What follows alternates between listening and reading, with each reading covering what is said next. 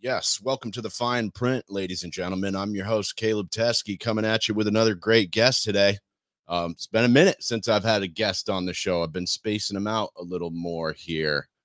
Let's do our homework off the top. A lot of you guys watched me deal with this nonsense with the comedy club the other day. Hopefully that's all behind us now. That was some nonsense I just didn't need in my life.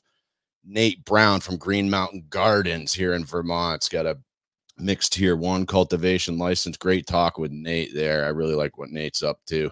My man Mav Star, who just put out his new album, Verona. John Campbell from Satori is definitely one of my most watched interviews there. It was a good one.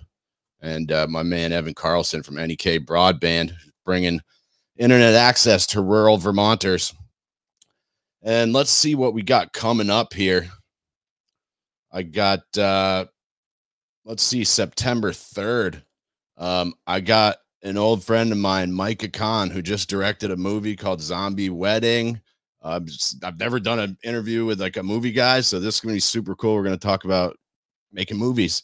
Then September 10th, this is going to be a big one. I got Malcolm McKinnon, who was a writer and editor and photographer for High Times for 25 years.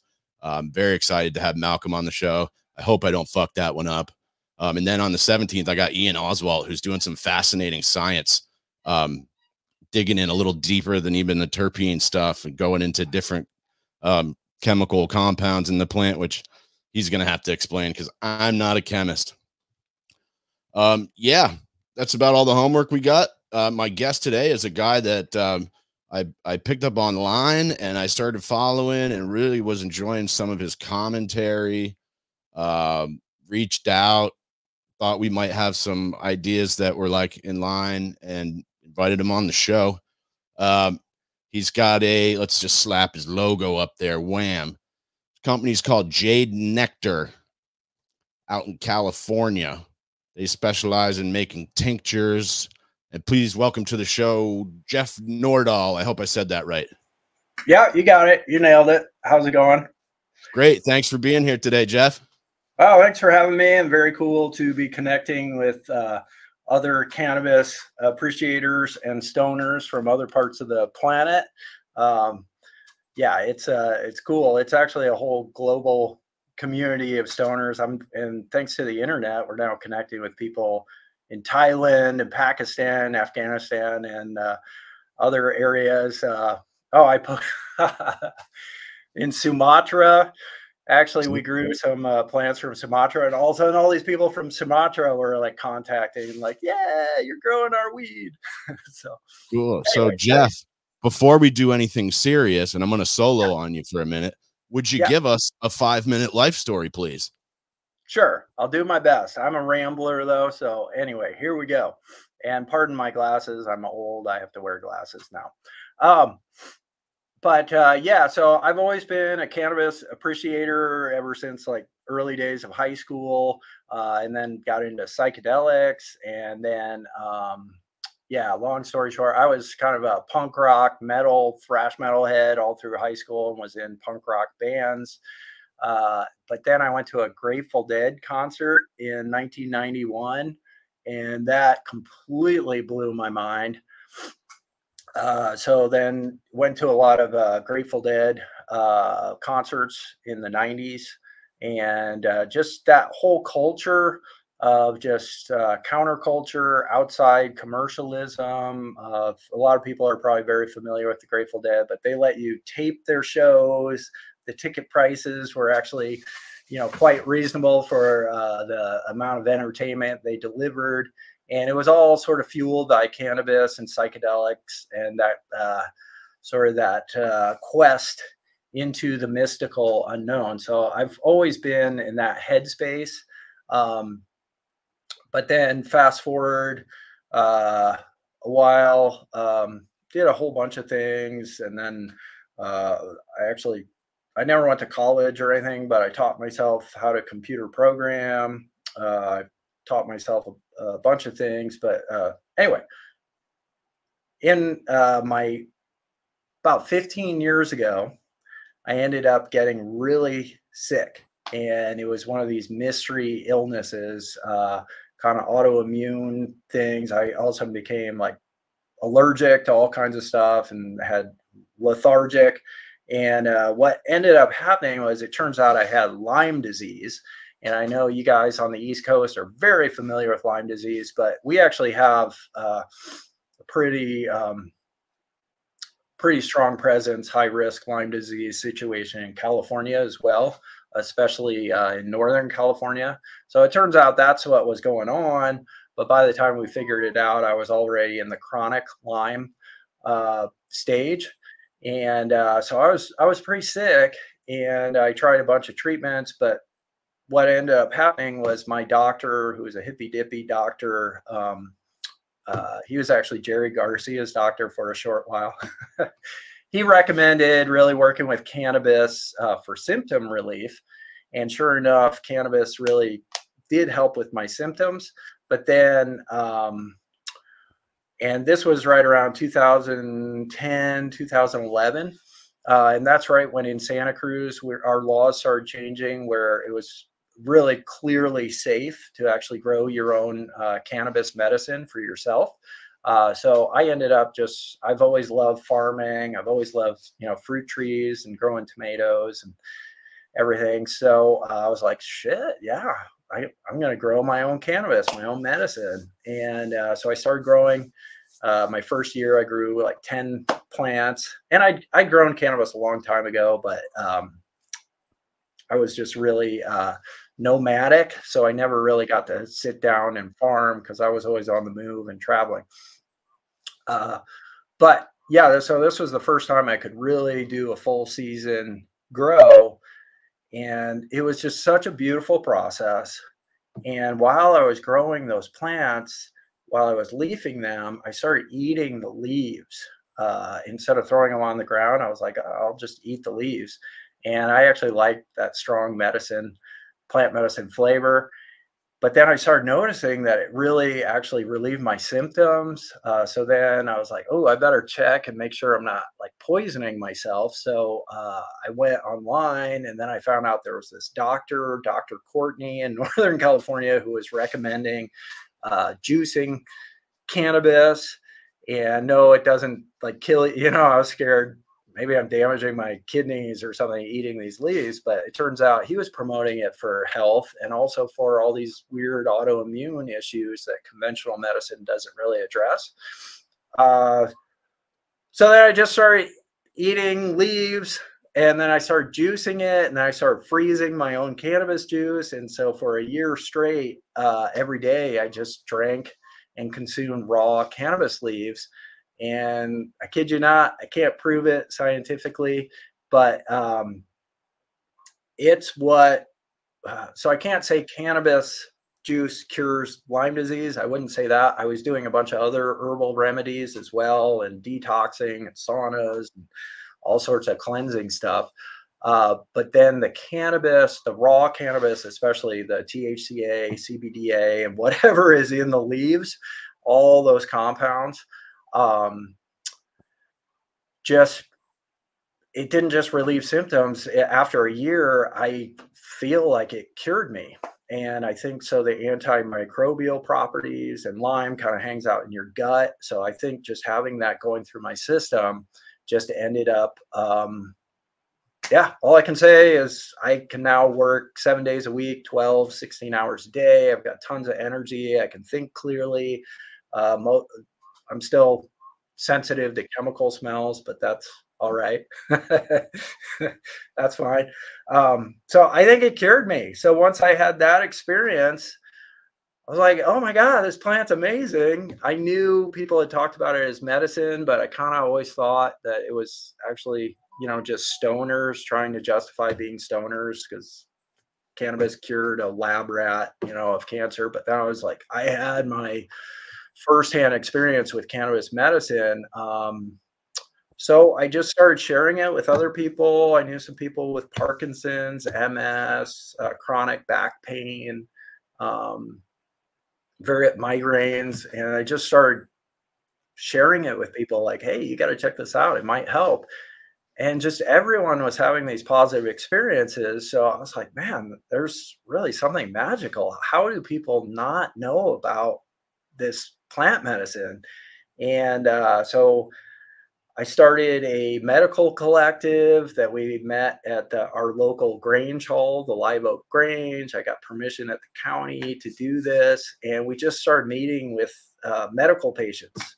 And a lot of them are like little church ladies who have fibromyalgia, or people, or a wife comes in, her husband has Parkinson's, so she, bring stuff back, and we were just giving away for free frozen cannabis juice cubes, and then our tinctures, our olive oil tinctures, both decarb and raw, acidic THCA, CBDA, and yeah, it was beautiful. We just and started connecting all these dots, like which formulas work for different people and different conditions. And of course, it was all anecdotal, but that's where clinical starts. You start with anecdotal. So anyway, we had all that going. The Prop 64 came along, which basically destroyed the medical collective model. Wait, let's pause it there, because that was a good 5-minute life story. I want to do one other thing first, and for the rest of this, I'm going to put you over here in the big box. And we got AJ here. Super happy to have found this channel. Thanks, Jade Nectar, Free the V, California Bud Tenders and customers love Jade and what they do. Thanks for tuning in. Cool. All right. Well, thank you. Go ahead. Yeah. You got something? Oh, I was just going to say, yeah. So I've been I'm not trying to virtue signal, or, everybody's always like, oh, I've given away more weed than I've sold, and I'm in it for the plant. So I'm sensitive to that sort of virtue signaling stuff. But I have just found that cannabis, yes, it's an industry. We sell it, we make money, we pay our bills with it. But at its core, it really is a movement. And it was at least in modern times, like the last 30 years, 30, 40 years, it's really been a medical patient right to medicine issue that's propelled and won us all these freedoms. So just at its core, I still very much deeply believe in the medicine. And it's one of these things, I'm going to give a kind of a weird analogy, but let's say like a hurricane comes and destroys Louisiana, like some town in Louisiana.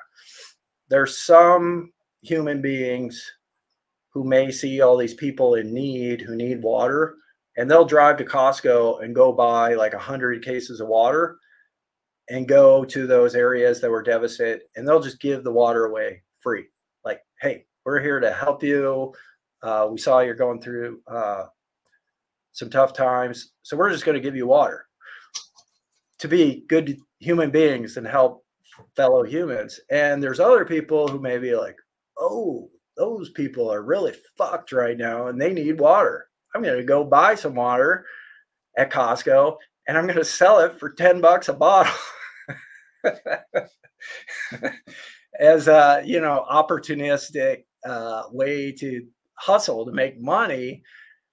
So those are just two very different attitudes of sort of supply and demand, and seeing, an opportunity to just help others in need or make money off people in need. And I'm myself, and again, I'm not trying to virtue signal here, just the magic that I see is connecting people in need in a positive way with cannabis, and just see it over and over. And a lot of time I can tell you, man, like some of these old time people, like old churchy people and such, for them, the concept of consuming cannabis is almost like, sorry if this is a bad example, but for some men, it's almost like cheating on their wife and going and being with a prostitute or something. It's like they feel dirty and that they're being a bad person. But once their family is like, Dad, you have Parkinson's, fucking take this, just try it, and the whole family supports them, And then all of a sudden they take it and they're like, oh my God, I actually slept through the night. I actually am experiencing some relief. And so seeing also that complete turnaround and perspective on cannabis when they've been told, you know, for decades that it's a sin or only thing that deviants. Yeah, it's a drug, and you're like corroding society if you touch cannabis. And then all of a sudden, so it's like the devil's lettuce all of a sudden becomes this angelic savior plant that they realize, oh, it's just a plant. It produces these compounds. And for a lot of people, it can be very helpful and actually be a savior. And it may be the only thing that really provides relief.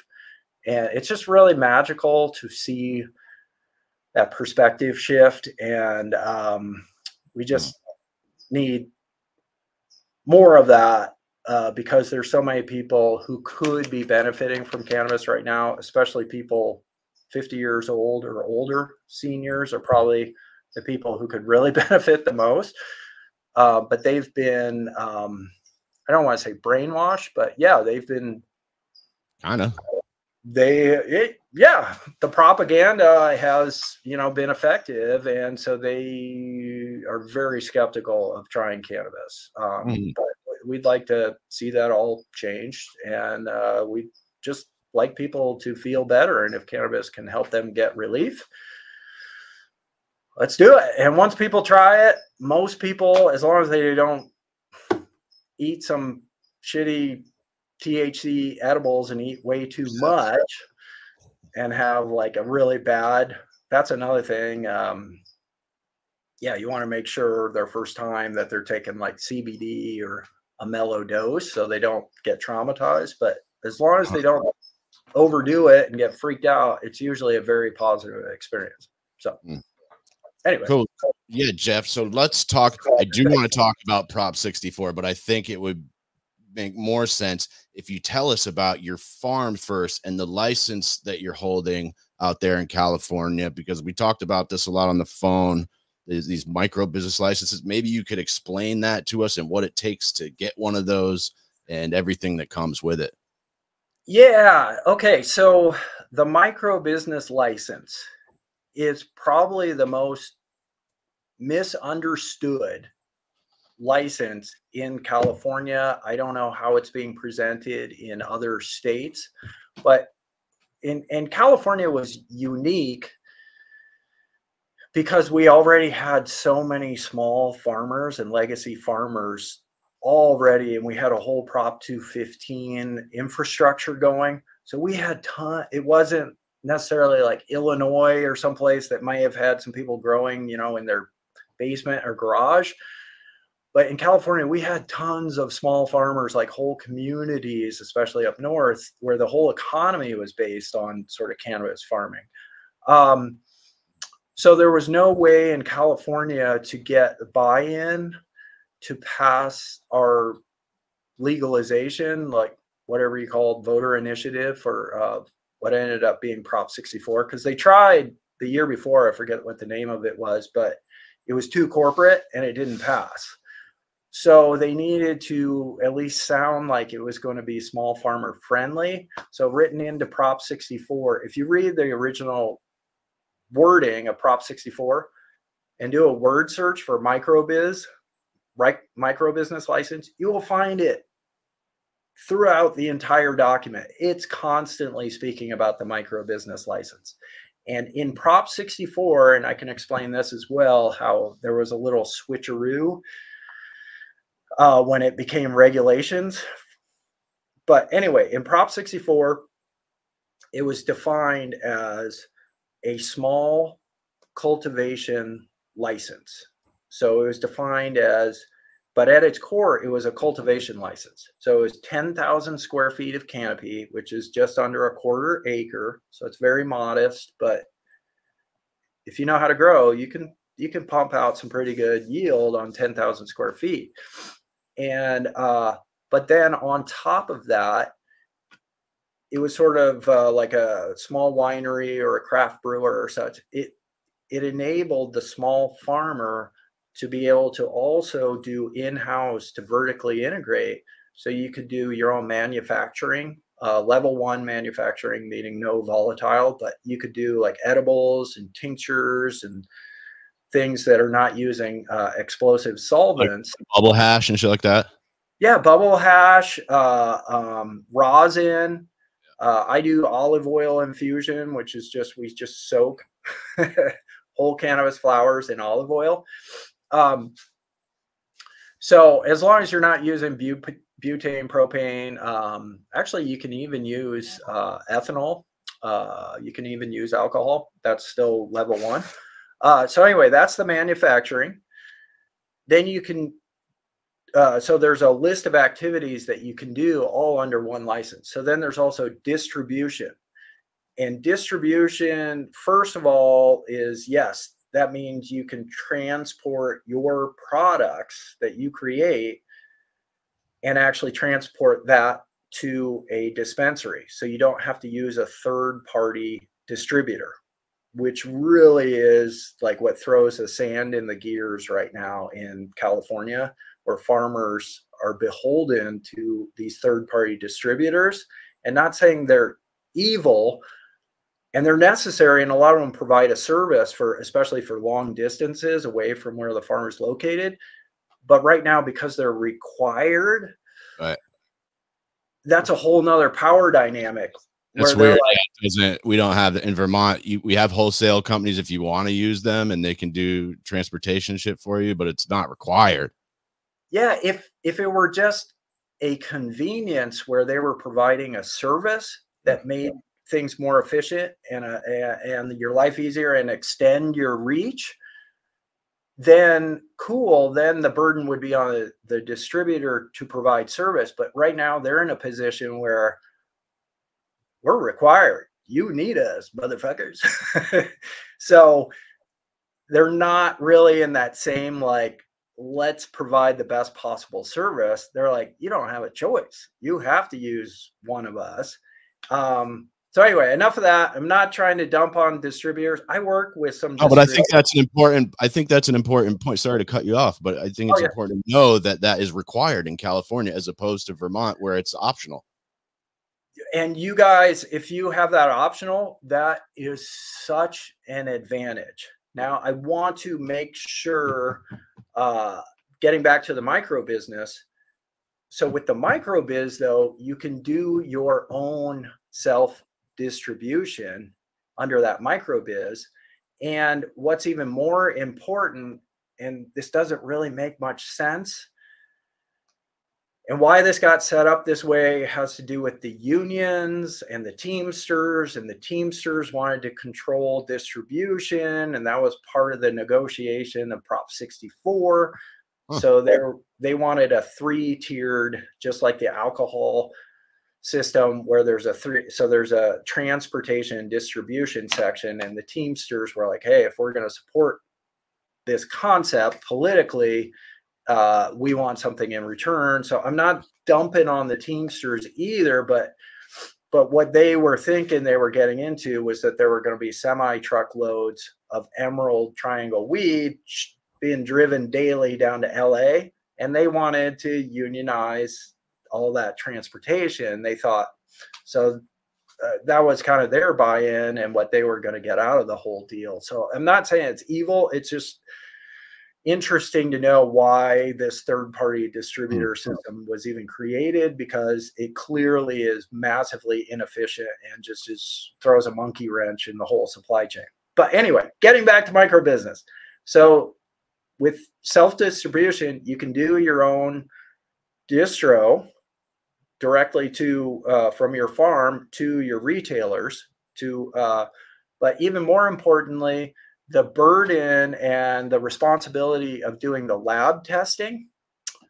So meaning, for me, I make my tinctures, right?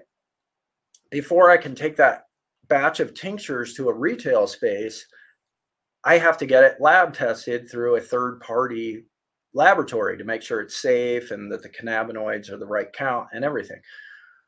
So in the distribution activity, the distributors are the only ones who can do the lab testing, where the lab comes to your facility, picks up the samples. So the lab drives to your facility, picks up the samples, then drives away and takes them back to the lab.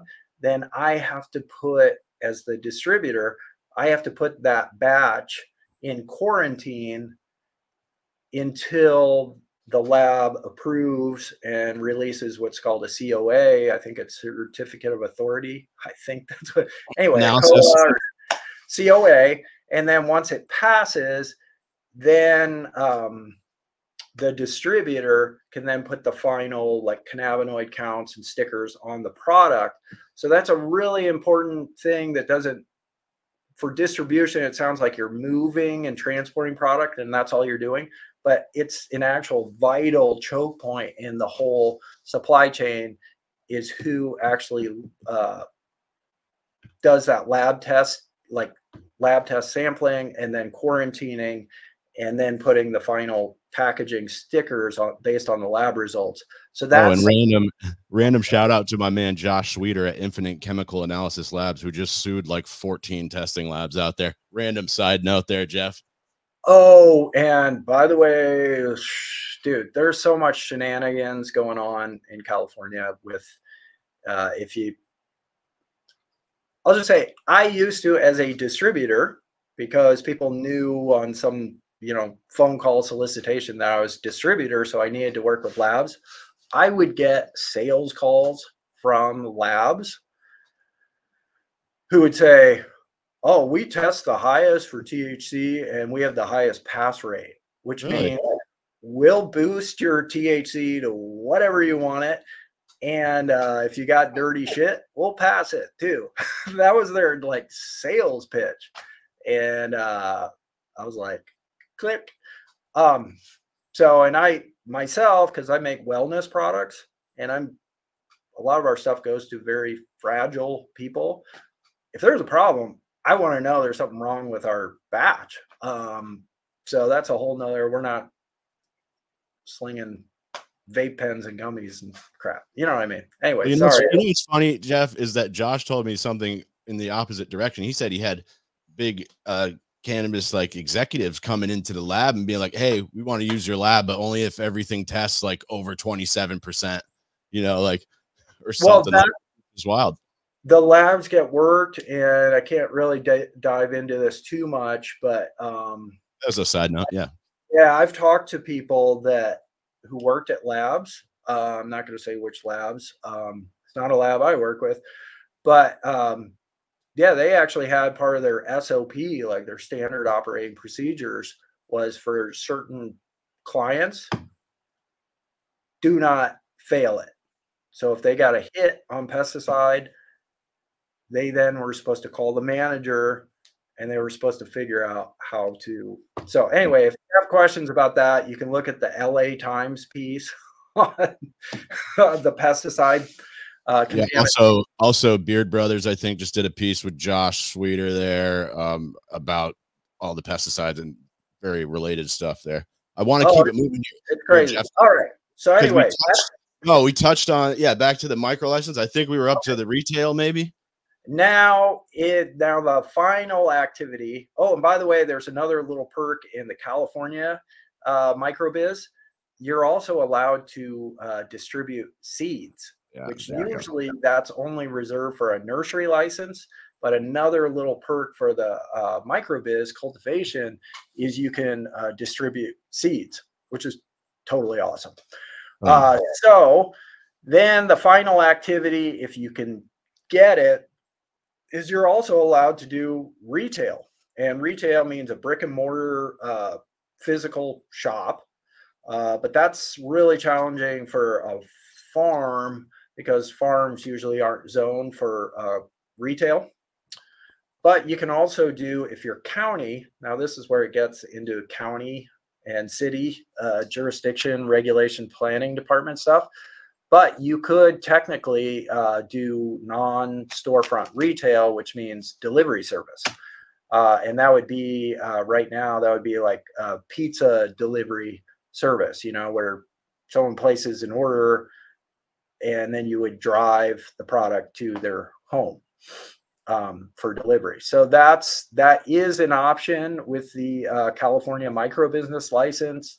Right now in Santa Cruz, where I'm at, there's a moratorium on retail license, no more retail license. So I couldn't even get delivery service if I could. Why is that?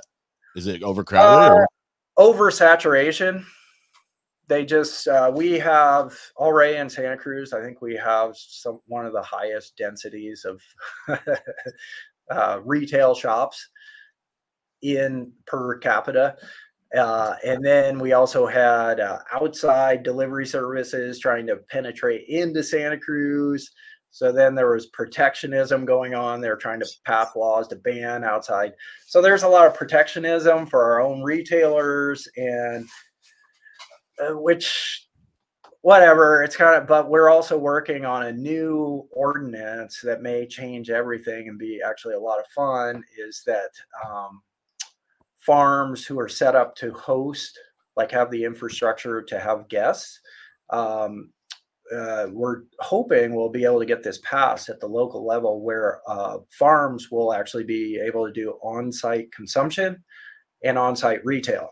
So all of a sudden then we're turning, instead of just a commodity, we're now turning into an experience. Yeah. And Santa Cruz is a big sort of tourist town. That's our powerhouse, and people come to Santa Cruz to get weird. We're known as like a weirdo, hippie kind of counterculture town. So people come here to do something a little different from their, maybe more mundane, wherever they're from. So, yeah, it's totally in line that they would want to come to a cannabis farm, consume. And what we really want to do is have like a wellness retreat center where we can, people can do things for fun, but then also on some days do like actual deep plant medicine wellness stuff. I'm picking up what you're putting down. Yeah, there's a lot of other plants out there besides cannabis. Cannabis is the coolest all around plant. It's so versatile, but for specialized situations, there are other plants and funguses and things that have very magical powers. So we would like to be a sanctuary for all of that activity. I'd like to hang out at a place like that. In the Redwoods, in Santa Cruz. I mean, the first acid test ever, like the Grateful Dead acid test, took place actually like 5 minutes away from where I'm sitting right now.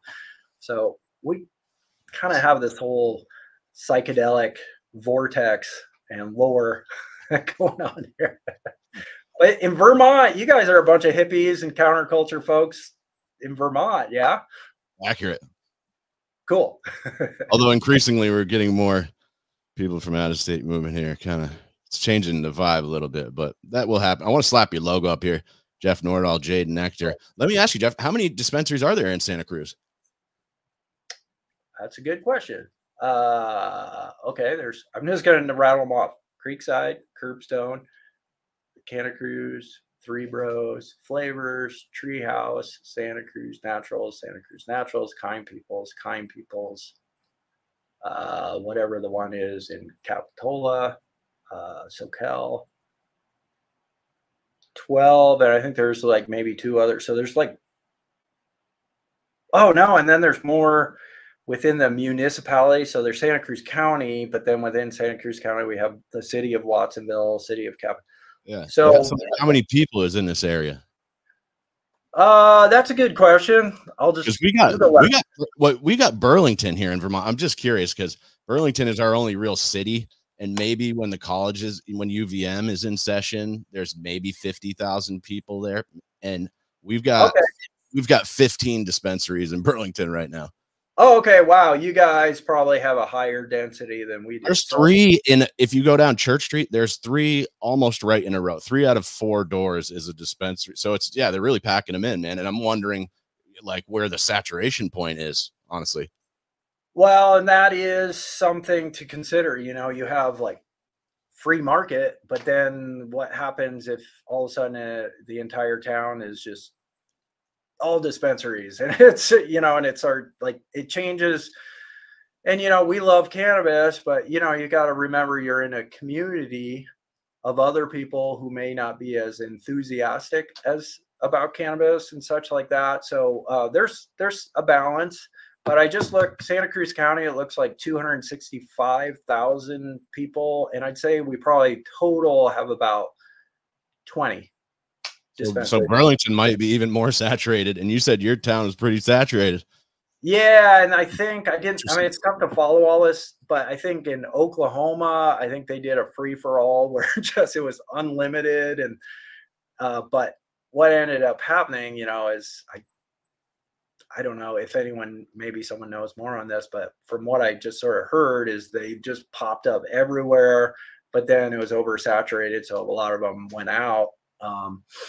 And you know, everyone's got, you know, different vibes and such. You know, you've gone to dispensary. Some feel really positive, and sometimes they feel kind of almost like some shady kind of vibe going on. So it's, you just want to be respectful of the entire community and not. Well, and we're starting to see, the reason I asked is because we're starting to see this here. It was a minute ago, but they started. All right, we had 5 tiers of grow licenses. So I think they took away the tier 4 and tier 5s, and they started like limiting the licensing. So I'm wondering if maybe what we're seeing in California is in our future here in Vermont. And, you know, as soon as we catch up to you guys, which is usually about 10 years. Yeah, hard to know. But the weird thing is, because Colorado and Oregon and Washington came before California. So it's kind of weird. For some reason here in California, we thought we would be the exception to what was going on in Colorado and Oregon and Washington. And they had the same surpluses.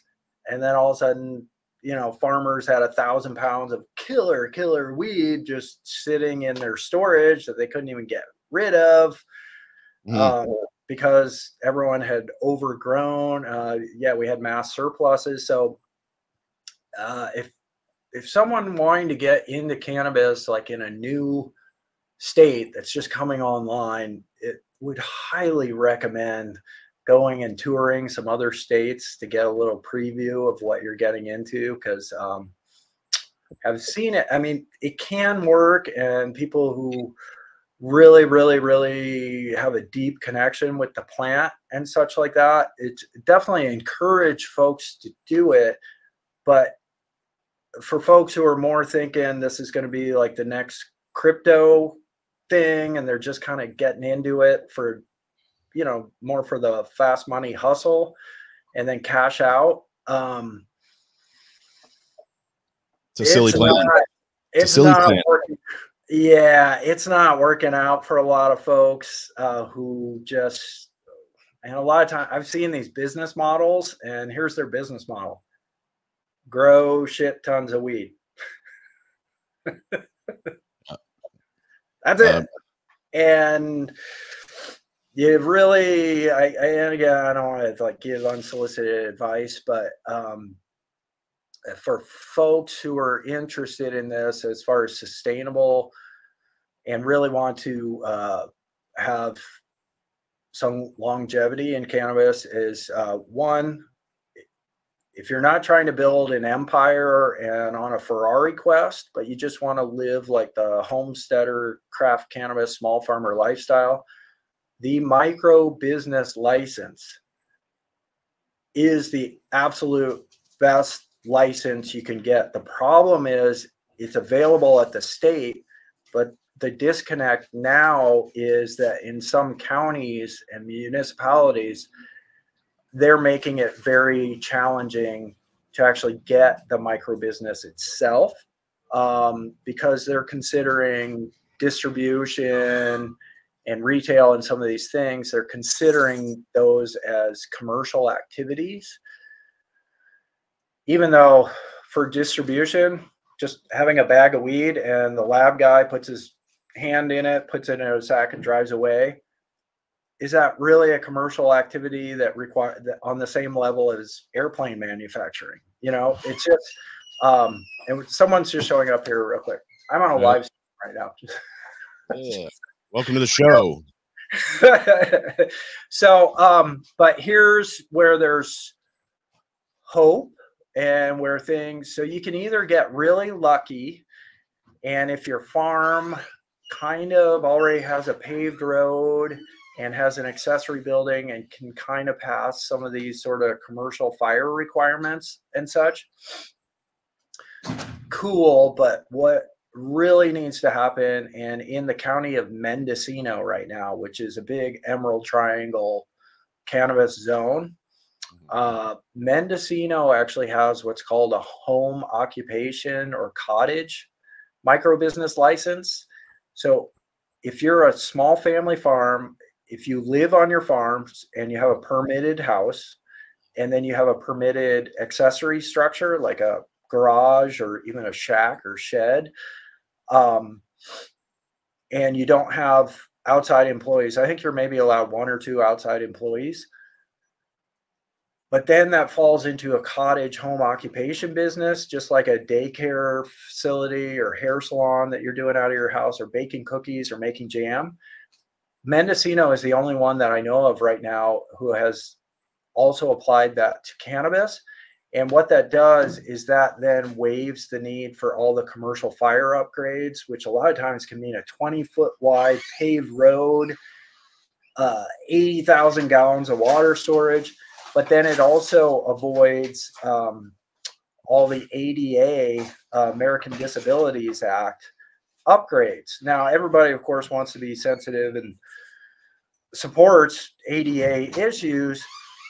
But if your farm needs to spend $200,000 to build, all this infrastructure and all the wheelchair ramps when it's just your family working on that farm, obviously that would kill the project for the farmer if they have to do all this ADA upgrade when they don't even have outside employees. Well, and didn't you also say it would have cost you like $1 million to make your driveway 20 feet wide up to code or something like that? Yeah. So my place, luckily, and by the way,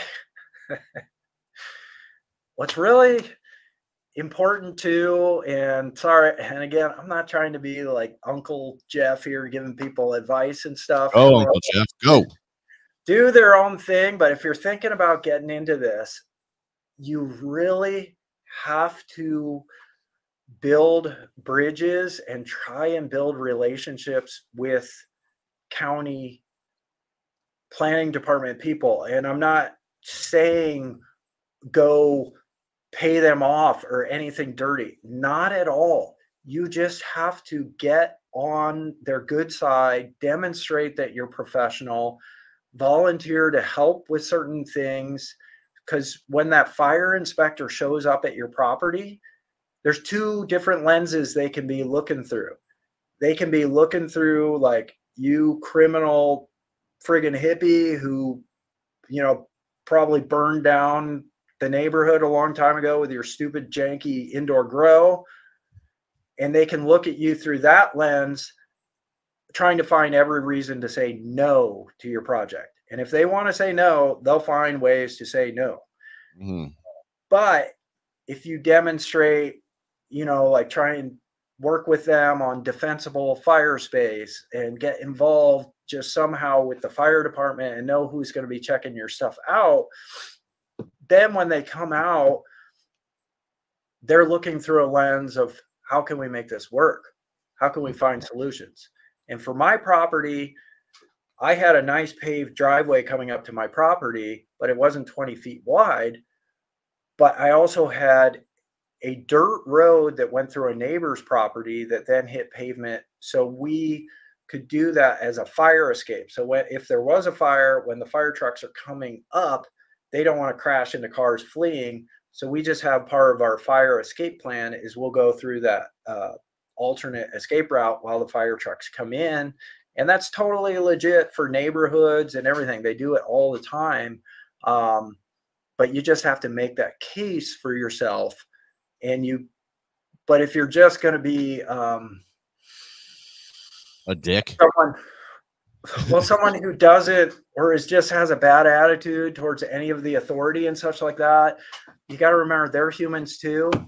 So if you're not being a team player with them, they may find, and everyone's overworked, and if they can get you off their desk, your file off their desk, well, and you said you had a bunch of these people up to your house. You even had some cops up there, huh? That must be kind of interesting, having cops up to inspect your weed farm. It was weird. So this goes back to 2016, 17, when Prop 64 first passed. Then our county started trying to figure out how on earth they were going to do this license thing. And that's a whole complicated story. And they did not make it easy. There was a lot of shenanigans. But I took a leap of faith. And just a few years before this, I had gotten raided. So I've been sitting there, even though I had all my medical paperwork, everything. I've experienced that with 15 cops on your property, going through your couch cushions and everything. It's not fun. They didn't end up, I wasn't doing anything wrong. So no, I didn't get no charges pressed. They didn't take me to the station or anything. That's a long story, but they're basically looking for money and guns. Let's be honest. That's kind of what happened back then.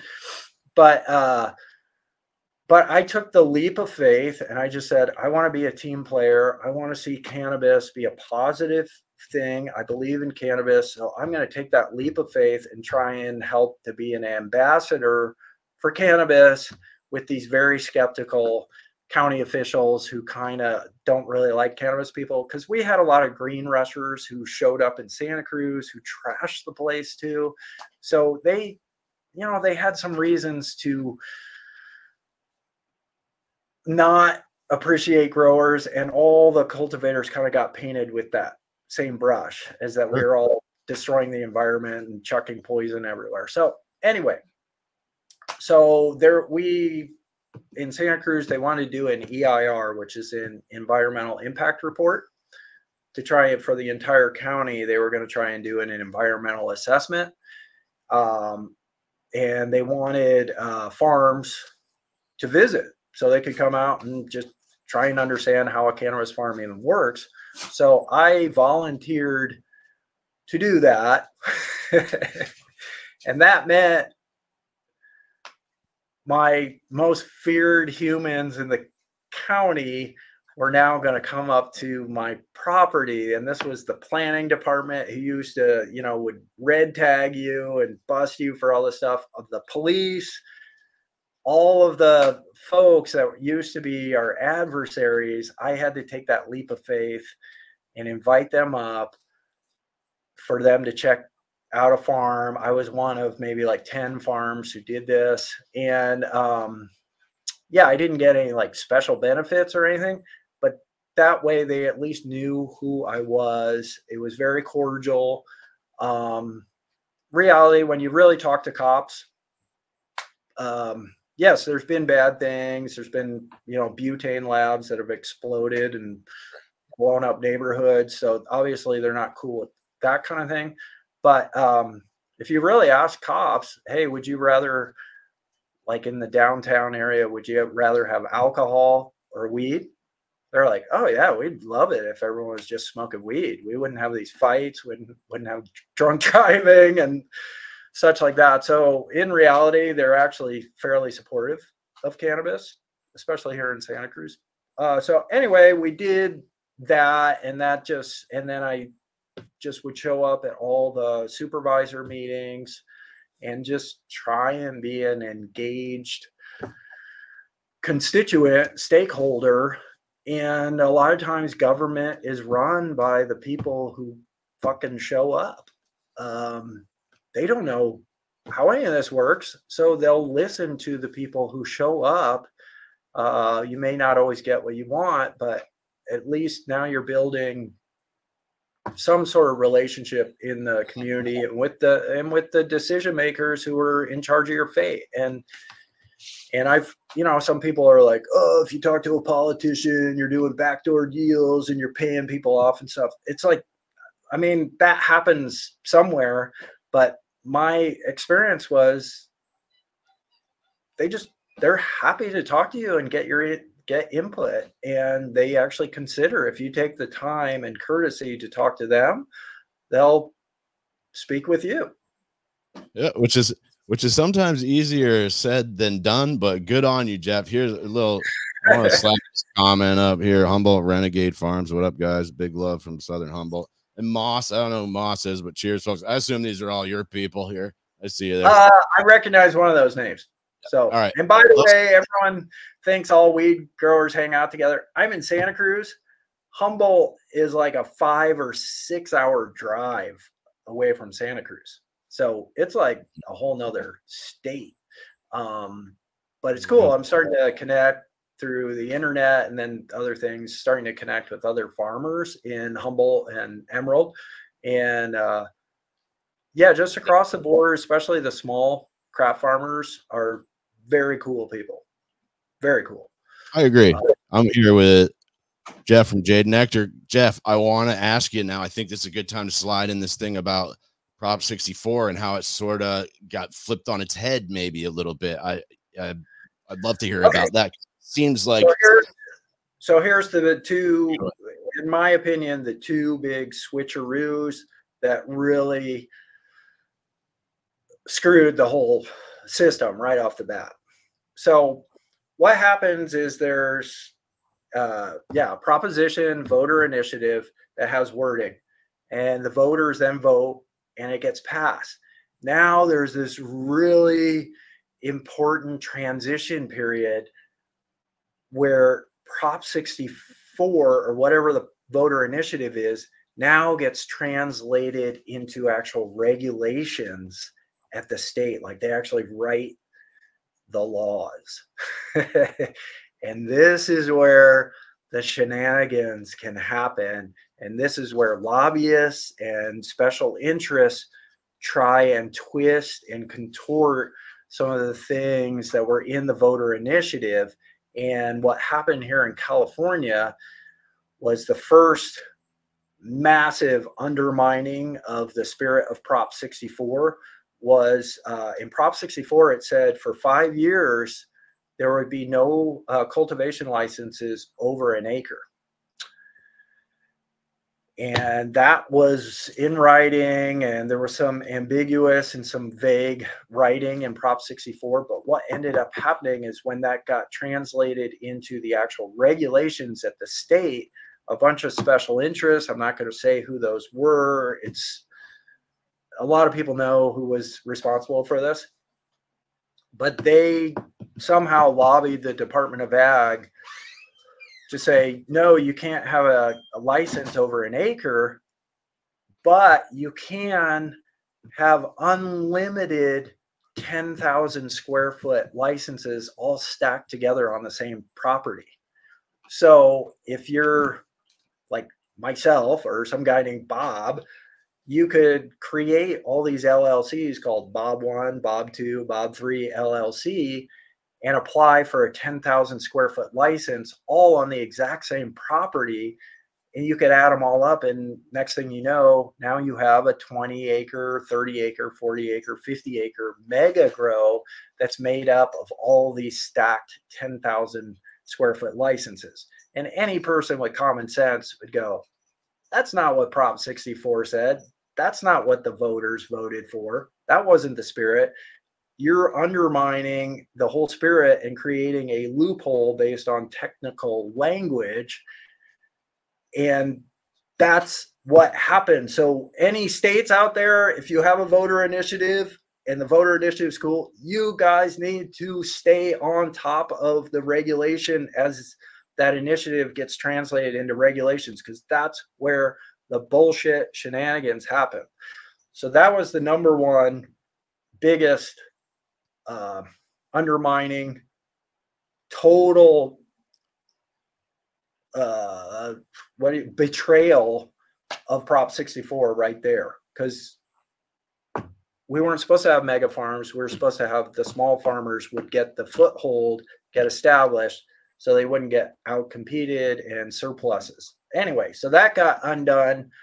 right from the beginning with Prop 64. But the other one that doesn't get much attention, but is really relevant to this conversation, is in Prop 64, the micro business license was tied to outdoor cultivation.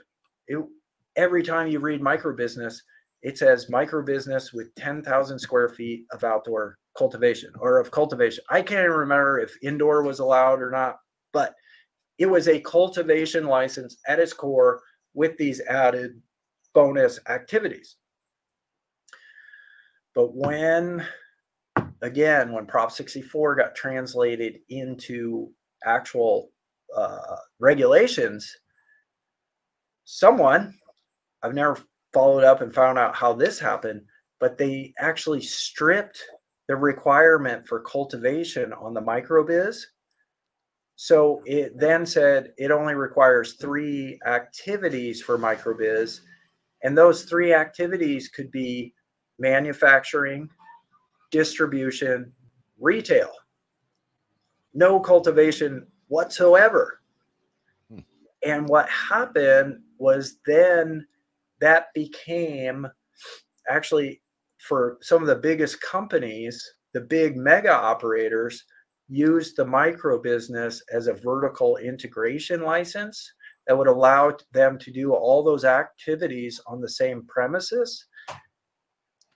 And so it's called a micro business license, but right now in California, we actually have a license category and fee structure for micro business licenses that sell over $80 million in revenue.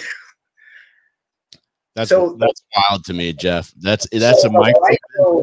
The micro business in the translation for Prop 64 to the actual state regulations got completely hijacked, got completely undermined, and it actually got turned into a macro mega operator, vertical integration, corporate consolidation, monopolization license.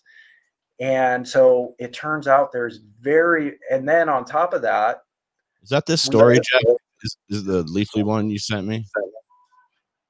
Yeah, there should be a, yeah, the Leafly story talks about the license stacking. Yeah, it talks about the license stacking. It doesn't talk about, hardly anyone talks about this micro business. Okay, cool. Well, if you guys want to read that, it's on Leafly. Yeah, and that will connect the dots. That Leafly thing pretty much connects all the dots, and you can figure out who was very deeply involved with the license stacking and such. And hold on. Do you need to do a break for a second? My girlfriend's driving around calling for the dog. Go ahead. I can riff for a minute if you need. Give me 1 second. Let me make sure we're not having a dog issue. Guys, I'm here with Jeff Nordahl. He's Jade Nectar out in Santa Cruz, California. We're going to get into some good stuff right here. This might take a minute. I had a feel. I know Jeff likes to talk. We've had some nice phone calls. And I got some shit that we've been talking about that we got to get to. I still want to ask him about his cool genetics and shit like that. Oh, did I riff? Okay.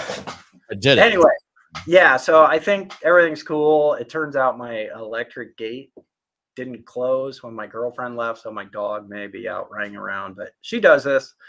It's cool.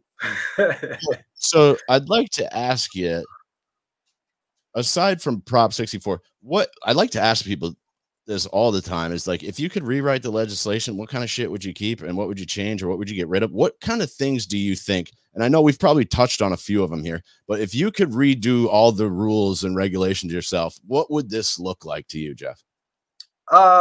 Actually, Prop 64 in spirit, I mean, a lot of people don't like, and it's hard to always know, like, language when nefarious special interests want something, they can change any language or create loopholes and find excuses to pull nefarious shenanigans. But with Prop 64, one of the super huge issues is local control. So, and that was actually my friend who actually had worked on Prop 64 for a portion of it. he worked on the nonprofit collective portion and also some of the micro business protections. But he ended up, without getting too into details, he ended up leaving the Prop 64 final team because of the local control, local jurisdiction issue, which left it up to the counties and cities to create one, whether they allow cannabis or not, but also to create all their guidelines. So we just have this big patchwork of different local municipality things. So it sounds cool at first, like, yeah, giving power to the community and such, but it's just, it's just created a lot of challenges. And a lot of people don't realize this, that in California, over 50% of cities and counties still ban cannabis cultivation and retail activity. So, and one of those real unfortunate catastrophes of that is, if you're thinking about that as medical patient and medical patient access, the promise of Prop 64 was that this was going to deliver safe, affordable, convenient medicine to all Californians. But we currently have 50% of cities and counties that don't even have dispensaries. So that's not really fulfilling the promise to those medical patients. We're trying to find solutions where small farmers could actually ship medical cannabis directly to medical patients' houses. That would solve everything. And who better to provide that medicine than the medical patients, or excuse me, than the small farmers who have decades and decades of history of taking care of medical patients and providing that medicine. So anyway, that's one, is the local control issue. And because California is so huge and vast, that's really created a patchwork of really different ordinances and then straight out banning of cannabis. So that's created issues. But the license stacking issue, just right off the bat, not allowing mega operations to come in, hijack, create surpluses, but also consolidate their operations and stuff that squeeze out the small farmers. You've got to have those protections. And so Prop 64 on paper, what the voters voted for, cool. But then it all got undermined when it got translated into the actual policy and regulations. So Prop 64, again, there was never going to be anything that was perfect. But if the spirit of Prop 64 had persisted and not been undermined by the license stacking, but then also, so the micro business license, can you imagine right now, and we're still trying to bring that to fruition and manifest that, but we're how many years into this now? 6 years since 2018 is when Prop 64 actually kicked in. Yeah. So we're 6 years into this, and but can you imagine if all those hundreds, even thousands of small craft cannabis homestead type farmers who actually live on their farms and they're not trying to build empires, they're just trying to do the homesteader lifestyle and grow the best possible cannabis. Can you imagine if they all had micro business licenses, if they could all self-distribute and not have to be required to use these third-party distributors, and they could do their own in-house manufacturing and such, and then take their products directly to dispensaries? We'd be in a totally different situation where farmers would have way more freedoms and way more agility within the market. But then on top of that, what we're trying to change right now, and if other states could get this right off the bat, is so the concept, at least in California and a lot of other states, small wineries are allowed to actually ship bottles of wine directly to customers. And in California, we've been doing that since 1985. So they saw, they wanted to see the small vineyard model, like the family vineyard model, succeed. So they allowed these small vineyards to actually do their own wine tasting, but then also to do like these wine clubs where each month,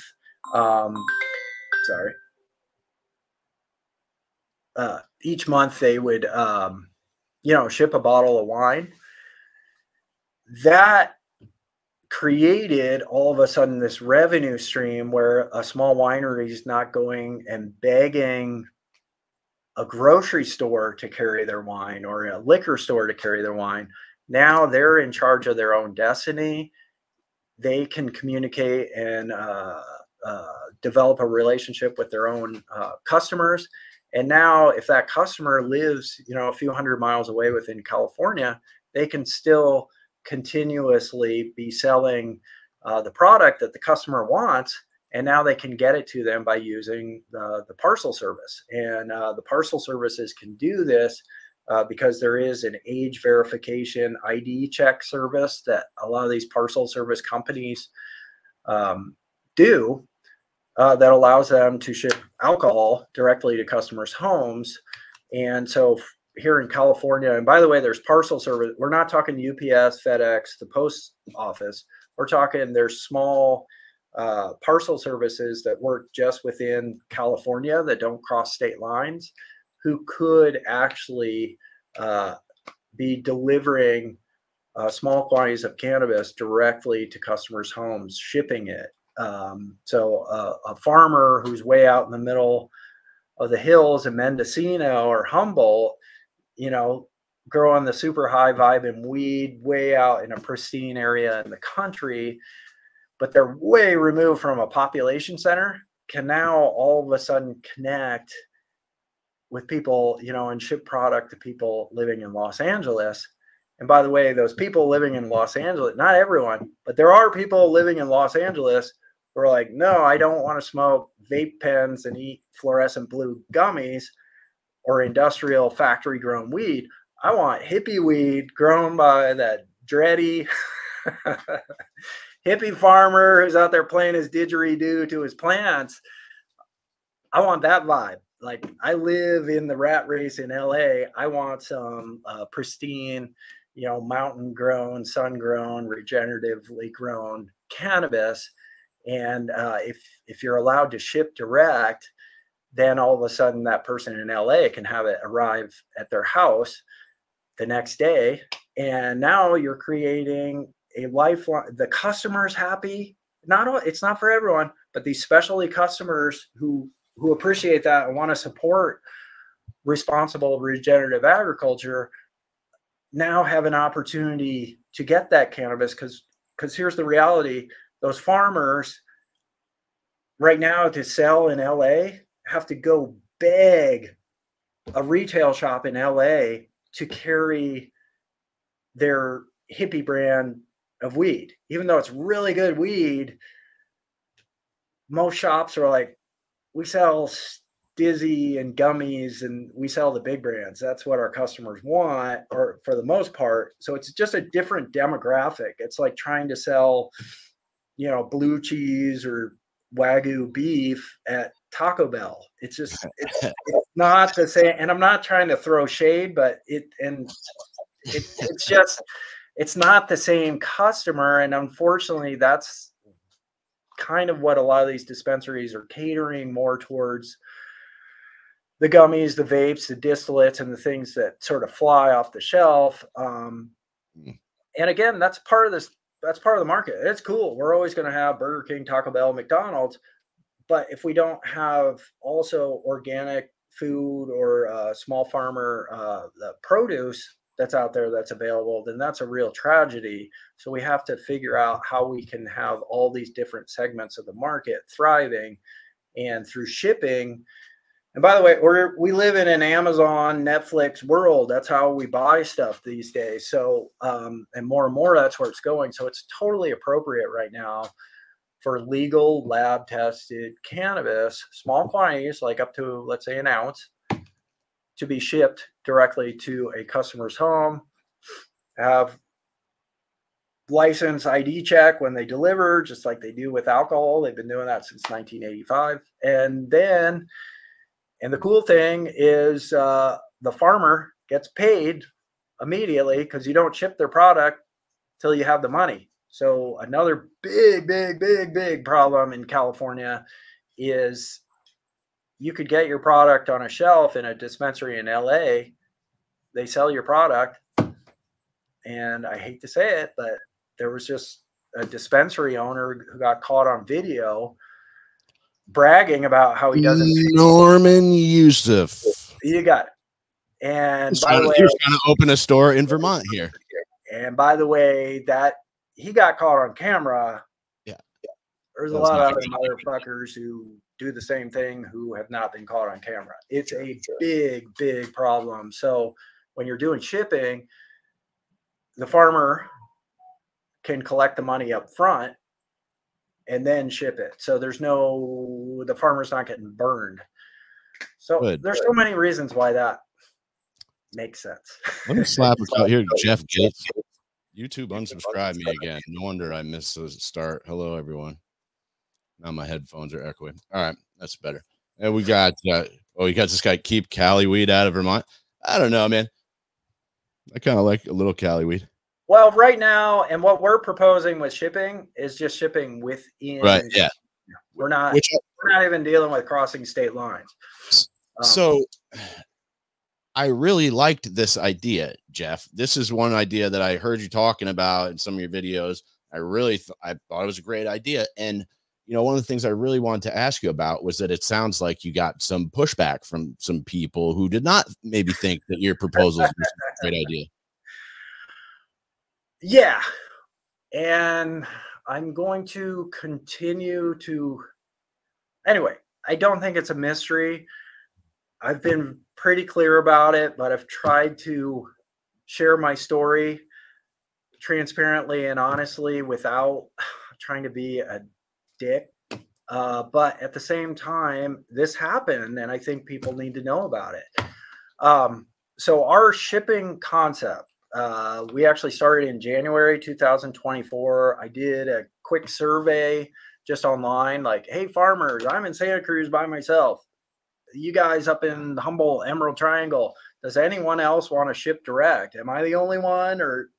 And all of a sudden, everyone, well, I won't say everyone, and I don't have a huge following on Instagram, but within a week, 50 farmers signed up and says, yes, we're definitely interested. That would be really great if we could do that, as well as over 50 medical patients signed up and said, we're all, yes, we would love to do this. And I went, okay, cool. So I have my attorney friend, and I'll just say his, because as soon as you say attorney to people, it's like attorney and politician. Everyone's like, it's like some awful human. You got to have an attorney friend. If you don't, you should get one. Okay. So I'm going to say my attorney friend, here are his credentials. His name is Alan Hopper. Look him up. He started at the ACLU, so the American Civil Liberties Union? I don't know. Union. Okay. He was a criminal justice reform dude, like right out of college. That's why he became an attorney. He wanted to do good in the world and reform the criminal justice system and be a part of that force on this planet. So he was working at the ACLU. And what was going on? So this is late 90s, and this is when the AIDS epidemic was going on, especially in Bay Area. Obviously, it was a massive problem. And this is when a lot of folks started realizing who were dealing with AIDS that cannabis was very helpful with relieving symptoms and such like that. So for folks who are not aware of it, like a lot of our cannabis freedoms that were won here in California were really fought for by the gay community. Dennis Peron's one, and a lot of it stemmed from the AIDS crisis. So what ended up happening is we actually had sort of medical collectives here in California, but you had to have a doctor's recommendation. so then doctors were willing to write these cannabis recommendations, but then the federal government said, who hated cannabis, said, doctors, if you write a medical recommendation, we regulate doctors federally. We're going to yank your license. We're going to shut down your doctor's office. So that was, so anyway, Alan Hopper, my friend, that was one of his first big cases, was defending and taking on the federal government. I don't know all the intricacies of that case, but that's kind of where he started in his cannabis legal career. And he successfully defended and got the right for these medical doctors to write medical recommendations without the feds yanking their license. That's pretty cool. So then he moved on to, he had another big case in San Diego, where San Diego was trying to get rid of medical collectives and such like that. So he moved on to that and actually successfully won that case. So medical collectives could happen in San Diego. And then it all kind of, there were other cases, but then it all kind of crescendoed with here in Santa Cruz. There's a big medical collective called WAM, WAMM, not the band Wham, not George Michael, but it was the Women's and Men's Medical Marijuana or Association of Medical, something like that. I don't even know. It's WAM. And so, and WAM was giving out cannabis to AIDS patients and chronically ill. They were a big medical collective. Don't want to dwell on them too much, but and they also were very friendly with the local government here in Santa Cruz, because we have very progressive people in the government for the most part. And long story short, the feds didn't like that. So it seems as though the feds were trying to make an example out of WAM and raided them. And yeah, it was looking like the people involved, were facing huge prison sentences. Like, really, the feds really wanted to make an example of them and basically decapitate some of the poster child heroes in medical cannabis. So Alan Hopper then at the ACLU was the person who litigated and defended them at the federal level. And the case was never totally won, but it just got the feds to back off. And that's what actually paved the way for then the Cole memo, which then said that the DEA was no longer going to spend money enforcing cannabis in medical legal states. And that's what paved the way then for legalization. Colorado, Washington, and Oregon beat California to it because our first version was way too corporate. But anyway, so that's my attorney friend. I'm very proud to be friends with him. And he happened to, at the time, it was one of these cosmic timing things. I don't want to talk too much about his personal stuff, but he has trouble working with law firms and client because he will not work with corporate sellout companies. And that's where the money's at for attorneys right now, is to go work for the big corporate raiders. And he doesn't do that. So, and all the cool small farmers are all broke. So yeah, financially, where do you find work if you're not going to sell your soul? So anyway, but at that time, he was in between work. So he had some time, and I contacted him, said, hey, a lot of people want this shipping thing. Would you be up for brainstorming and trying to figure out how to write this legislatively so we can actually, because we don't want to start reaching out to people with a concept or something on a cocktail napkin. You have to have a working document, something tangible to present. Otherwise it will never happen. So we did some brainstorming. He looked into it. I'm going to disclose some information. He said, how much can you pay? And I said, 5,000. if you went and hired a law firm to write a bill, especially of this intricacy, to research it and figure out how to make it all work, you'd be at 50 grand to 100 grand minimum. No shit. Yeah. And he was like, yeah, let's fucking do it. Let's change the world. Let's make the world a better place. And he's a very outside the box thinker. I hope he doesn't mind me saying about this about him, but he's just cool. And so we figured out the mechanics and logistics, how the shipping thing could work within the regulations. And the whole trick when you're doing legislation, you can't just blow up the regulations. You need to figure out the most elegant way to use the current regulations and just do little tweaks that open up new opportunities. And the trick with the small farmers and selling direct is there really was an entire matrix designed by the special interests that did not want the small farmers selling direct. So you have to get really creative to find that crack in the matrix where the farmers can break out and start doing things. And we figured out how to actually do it. And that is on using the micro business license. And like what we spoke about before was that non-storefront retail, which is like a pizza delivery service.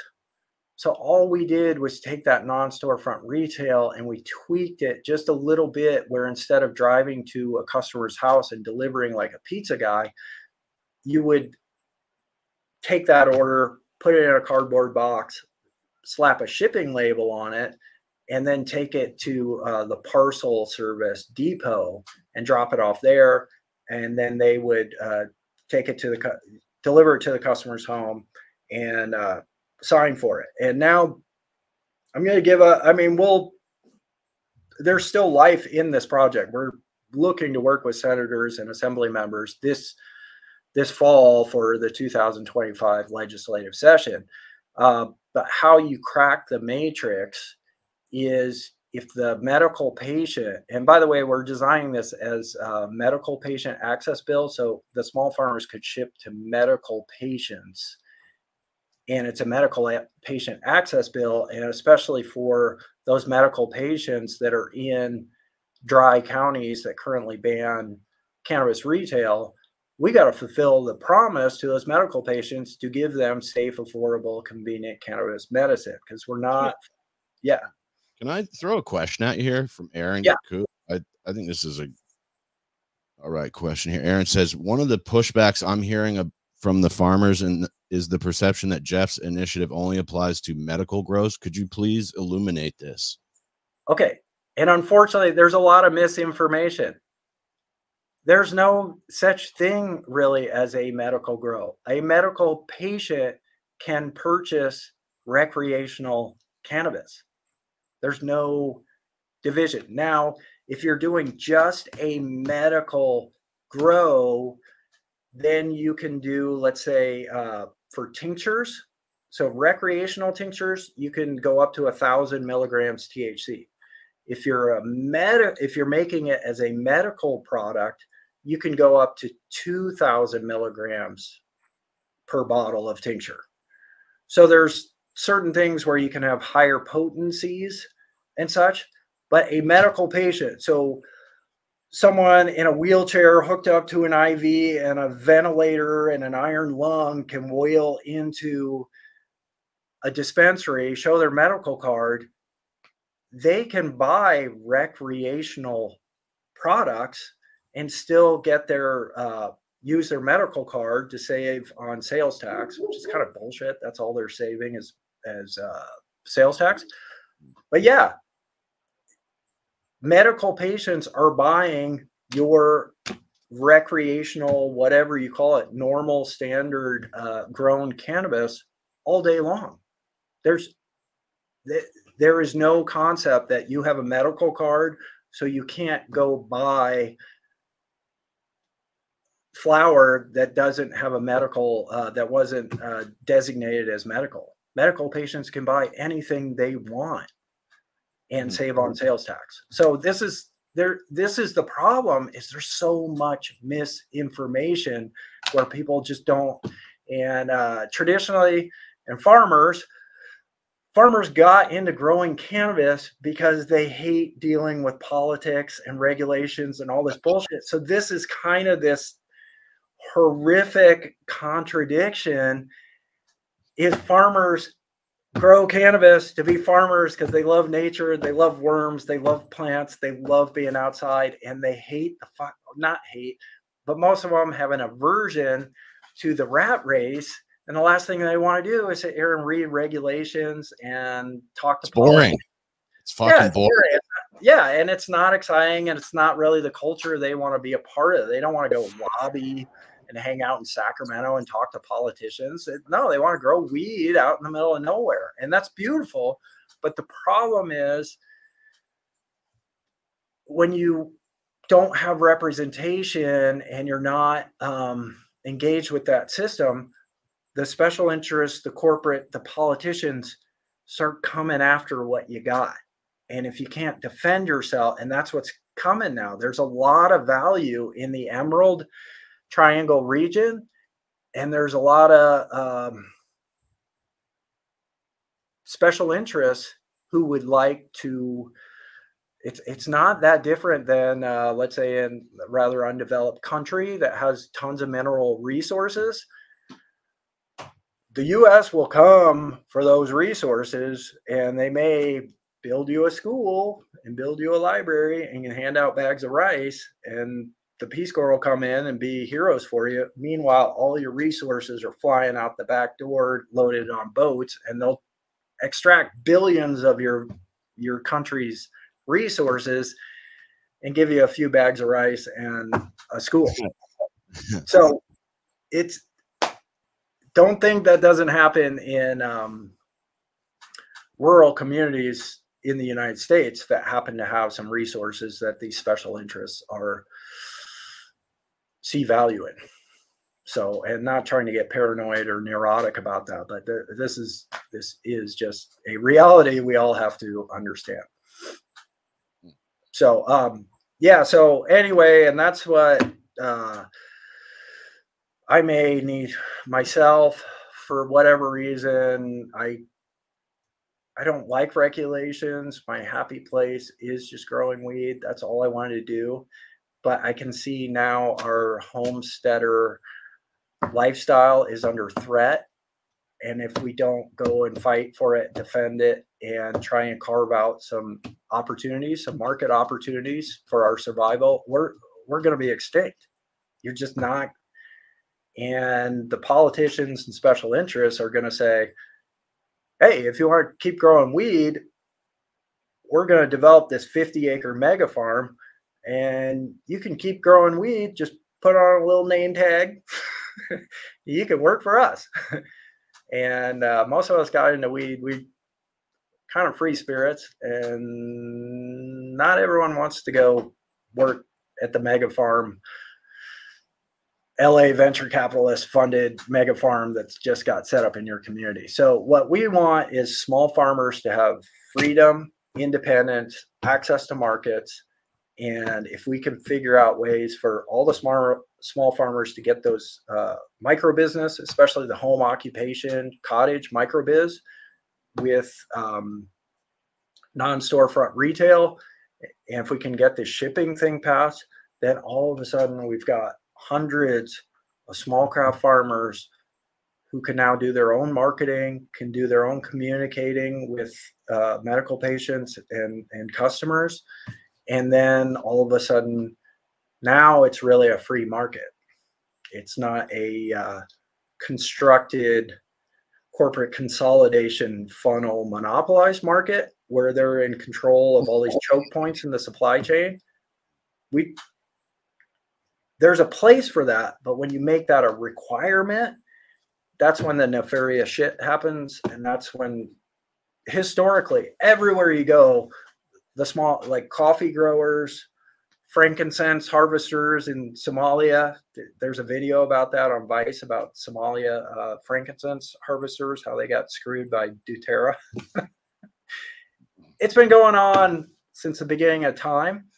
But we really see that, like myself, we all know that the corporate consolidation, industrial, mega scale agriculture model is not sustainable.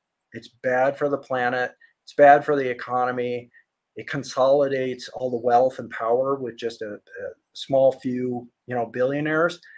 And it's not sustainable or good for communities. So we want to see cannabis be a decentralized, small farmer, craft agriculture celebration of the small farmer. And now that we have shipping and we're in this like Amazon type world, I'm not saying ship through Amazon, but if you're able to ship, and now all of a sudden small farmers out in the middle of Mendo or Humboldt or Trinity County can now connect with customers in Los Angeles. And it's a beautiful thing. And that would only take it'd represent maybe 5% of the total market. But then we'd have just this cool, diverse, we'd be celebrating our legacy farmers and the culture, and it would allow people who want to live the homesteader lifestyle in a responsible way would then be able to actually pay their bills and go on vacation every once in a while and just live. Yeah, and just live a normal, life. It's not a Ferrari quest. Nobody, how are you going to drive a Lamborghini on a dirt road out in the middle of Humboldt? Like, no one's after that. It's more of a lifestyle. It's a culture that we want to preserve and a way of life. And through cannabis is a cool, and they're not being outsiders with society. They're contributing. Small farmers are contributing super high quality, high vibing medicine to the entire community. So it's actually a beautiful contribution. It's almost like being a monk or someone, who goes and separates themselves from the rat race, but can help with spiritual assistance for the society. I'm going to slap Aaron's response. He said, that's exactly what I thought. This medical situation is the misinformation that the nefarious opposition is spreading to trick small farmers into doubting Jeff's initiative. It's a non-issue. And then he says the homesteader farmer relationship absolutely provides the finest quality medicine. No question. Yep. So if anyone's thinking by doing a medical patient access shipping bill that you would have to convert your farm to being a medical license, that is complete, utter bullshit. That is wrong. That is wrong information. I am a micro business license. I make wellness tinctures, these olive oil wellness tinctures. I work with tons of medical patients, and I am not a medical licensed micro business farm. I am a recreational, just whatever you call us.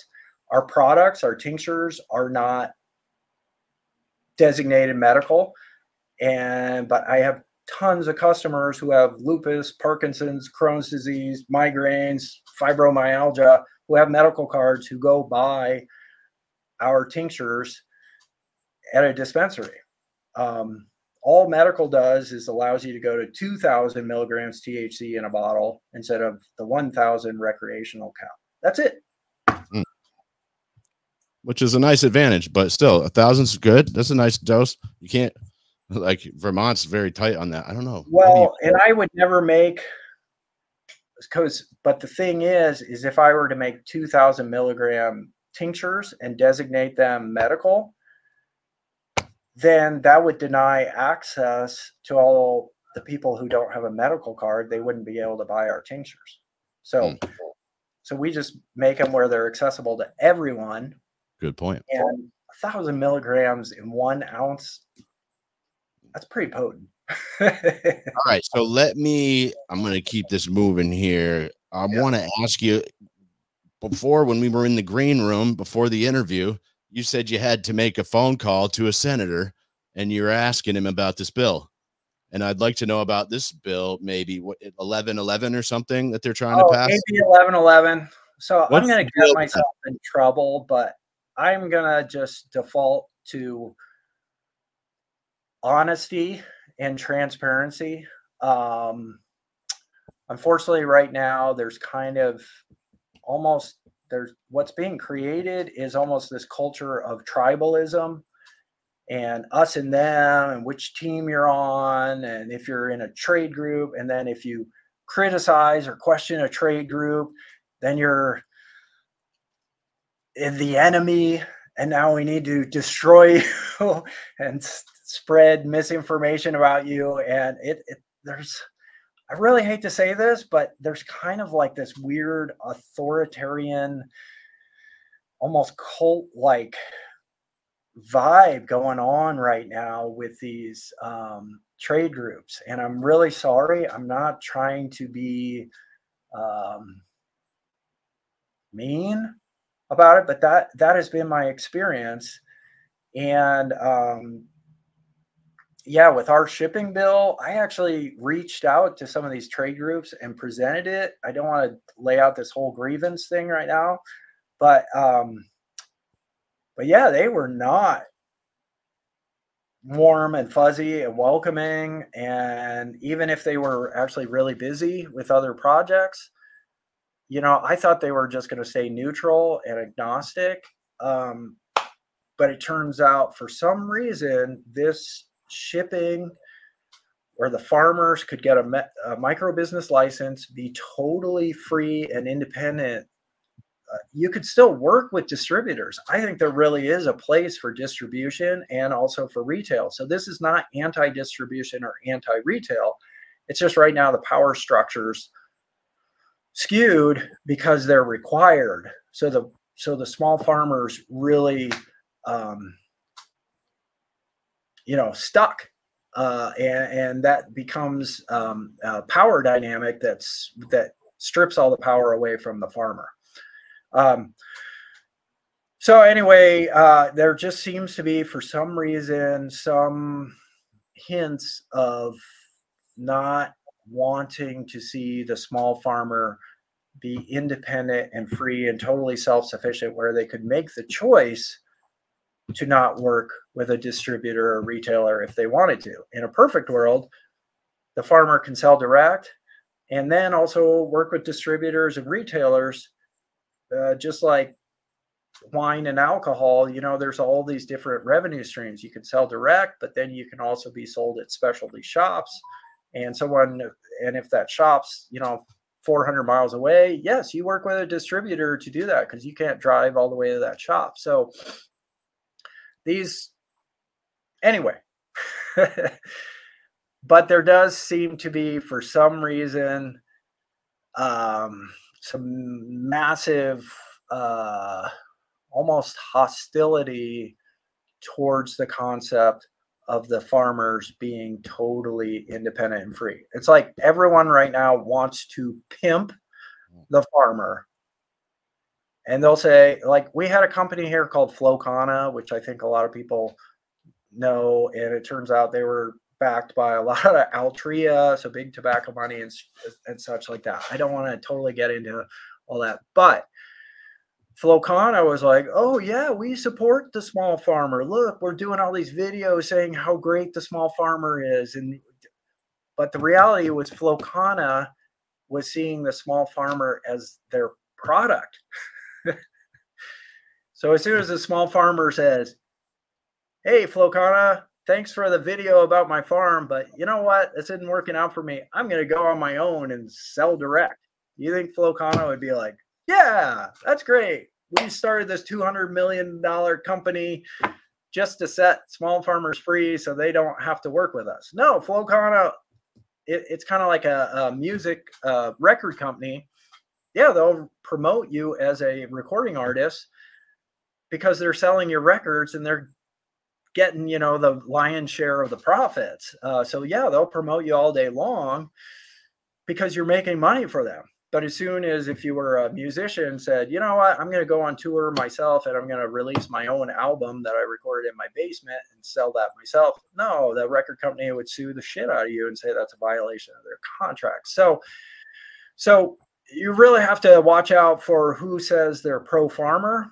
Are they pro-farmer because they want to get a slice and they want to be your pimp? Or are they pro-farmer where they just really want to see you succeed and they, for some reason, want to see the small farmers be independent and see the underdog actually win, for once, and such. And so this is an interesting, so our bill, which was basically totally setting the small farmer free to ship direct to patients and customers, hit some serious opposition with these trade groups who claim to be representing and advocating for the small farmers. And we actually, so I had met with some of these trade groups. They weren't interested, but they kind of said they were working on some other bills, so it would just distract from what they were working on. And I said, no problem. Not the right time. The universe didn't align on this one, so no problemo. But we still believe in this concept. So I actually went out and started talking with senators and assembly members, and we actually got a local senator who thought it sounded pretty cool. And it turns out that local senator was from Santa Cruz and had actually worked on the AIDS project back in the 90s. And he was very aware of our whole Santa Cruz medical cannabis compassion culture. And so he was kind of stoked on it, thought it sounded like, yeah, this could be a good feel-good thing and help medical patients. And this is in line with the whole medical cannabis culture that he was a part of from the beginning. Even though he's not really a cannabis enthusiast, but he's supportive if it's helping people. So anyway, he started working with us and we were getting into it, and we were actually going to try and squeeze it in this legislative session. But I kid you not, I'm not trying to be a jerk here. I know this pisses off a lot of people, especially who are like super tribal about their trade group and are like, how dare you question or criticize them? But I'm just going to tell you honestly what happened is this trade group that claims to advocate for the small farmers communicated with the senator and told them very clearly that they did not support this, that our bill would divide the community, and that this was going to be a really bad thing. And because they have, a voice, and this group has kind of branded themselves as the voice of small farmers in Sacramento, in our capital, that was enough. And this group knew what they were doing. That was enough to cause the senator's staff to put the brakes on, because we were already scrambling because it was late in the legislative session. So they just said, okay, not everyone's on the same page here, so this needs some work. So let's pick this back up later this year for next year's session. And that's where we're at. So October, November of 2024, we're going to start re-engaging with assembly members and senators to try and work on the shipping bill. But so that's what's happening. But yeah, it was a real head scratcher, because I thought these trade groups were just neutral. Like, hey, we're working on our own thing. But I thought they'd be like, hey, but good luck. This is a tough world. The small farmers are taking a beating. So anything that can crack the matrix and free up the farmers a bit, yeah, we may not formally be able to support you because we're busy, but yeah, go get them. And maybe this will lead to something that can benefit everyone, and maybe we can work together later. That's what I kind of thought was going on. But when this communication came in, that was, and the senator's staff, because when I learned that that someone had communicated to them that they were very negative about it and not supportive of our bill, at first the senator's staff didn't disclose. And I said, well, this is confusing because I have all these farmers who are supportive and a lot of people have been supportive. So I need to report back to our farmer. So can you tell? And I don't even know who to engage with, who's negative, because I'd like to call them and try and find some common ground here.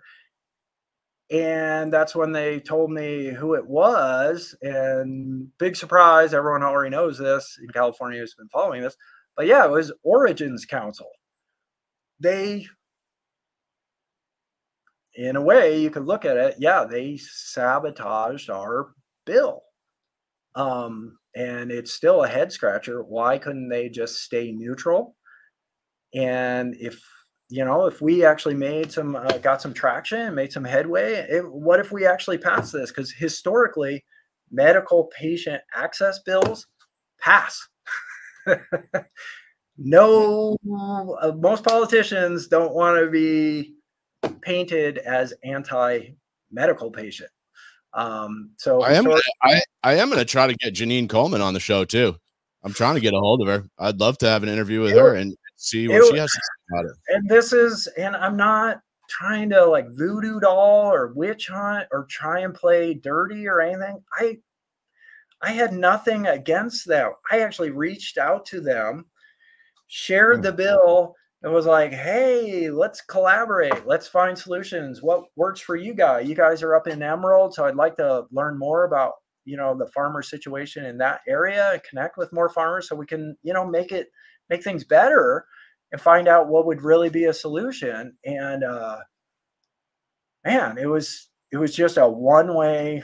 I'm sorry, I'm unloading some grievance here, but it was a one-way communication of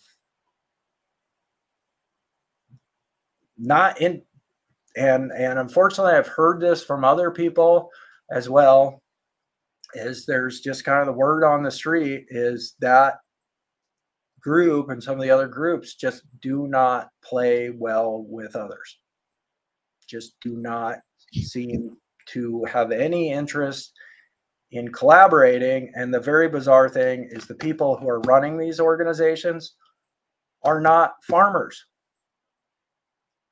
So what are they?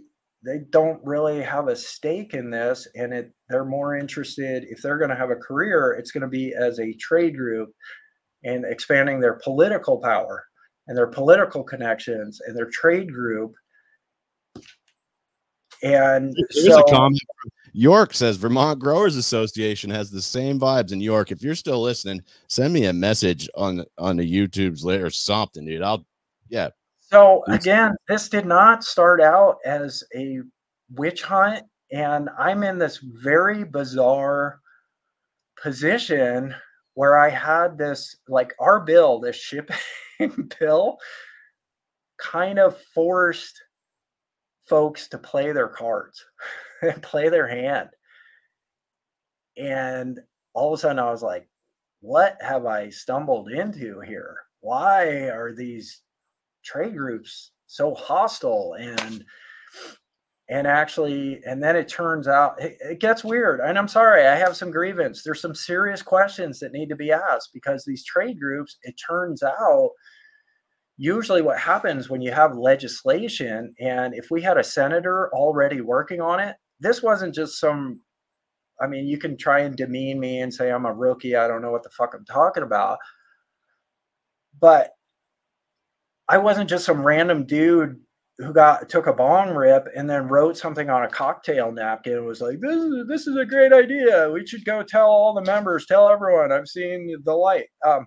We actually had a very respectable California senator working on this, engaged with us. So the trade groups at that point, sort of their structure and obligation to their members is that they would then present the bill.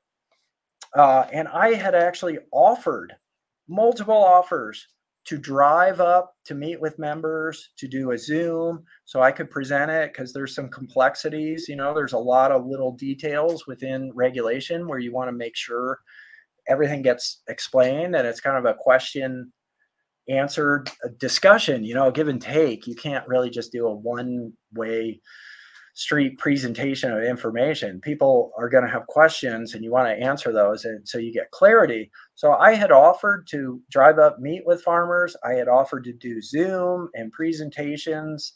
And it turns out, from my understanding, is the farmers never saw our bill. Some of them, when I started going on Instagram, sort of reporting on what happened, and I had to report back to the farmers who were supporting us. I had to tell them what happened. I couldn't just go, oh, you know what? Never mind. Forget it. Over it. Moving on to something else. I had to tell them what happened. They were like, what? Yeah, what the fuck happened? And by the way, there's your Instagram in case anyone's interested. It's Jade Nectar, if you could imagine. Yeah, there you go. So I just want to be clear. I didn't start this to be an agitator. I didn't start this to even be a political person. I kind of had the sense that we figured out some logistics and ways that shipping could happen. And I thought I was going to present this to a trade group and they'd be like, oh, that's kind of cool. That's an interesting thing. And by the way, it wasn't just me. I ran it through multiple licensing directors, people who really understand regulation, and it all checked out. They were like, yeah, this actually checks out. This is legally feasible. This really could work. And we even worked with transportation attorneys because it turns out the Fed Department of Transportation doesn't regulate cargo if it doesn't cross state lines. So we did our fucking due diligence and researched this and ran it through multiple very experienced regulators who could review it. And yeah, it all checked out. So I had offered to share this with farmers and with members so could explain it. And for whatever reason, that never happened. The farmers never really understood it. And now the farmers, what they're being told is not really what's in the bill. They are being fed a mass distortion, and I'd even say and intentional disinformation about what's in our bill. And if there's any questions, I just want to say also our proposal was a draft. This wasn't set in stone. So if there's a problem, like someone's like, oh, this wouldn't work for me, or, this could be a loophole where corporations could game it. And we're like, we didn't think about that. Yes, we'll tighten up that language. We'll close that loophole. Because, the whole point of this is kind of to do a reboot, do-over for the license stacking debacle, to where the farmers got really betrayed. We'd like to do a reboot, do-over, and give the small farmers first crack at this direct-to-patient shipping that could then lead to direct-to-consumer shipping. And it would be a game changer. It would be a whole different situation. And now, if the big corporate cannabis situation were a success story, we might be in a different situation. But we've got MedMen, Herbal, Flowcana, all the big folks. Hey, I went to Harvard Business School. Shut up, hippies. Move over, 215ers. We'll take it from here. We know we're the big boys. We know how to run a business. They've all eaten shit. It's not a success. So now it's like, maybe cannabis is different. Maybe it's time to try some new, fresh ideas. And cannabis is an artisan it's best when it's done at a small scale with really good, loving intention and care. And this could all pencil out. Like 1,000 small farmers who can ship direct could provide an amazing amount with very high quality medicine through shipping, but then could also supply a lot of what's needed at retail shops as well.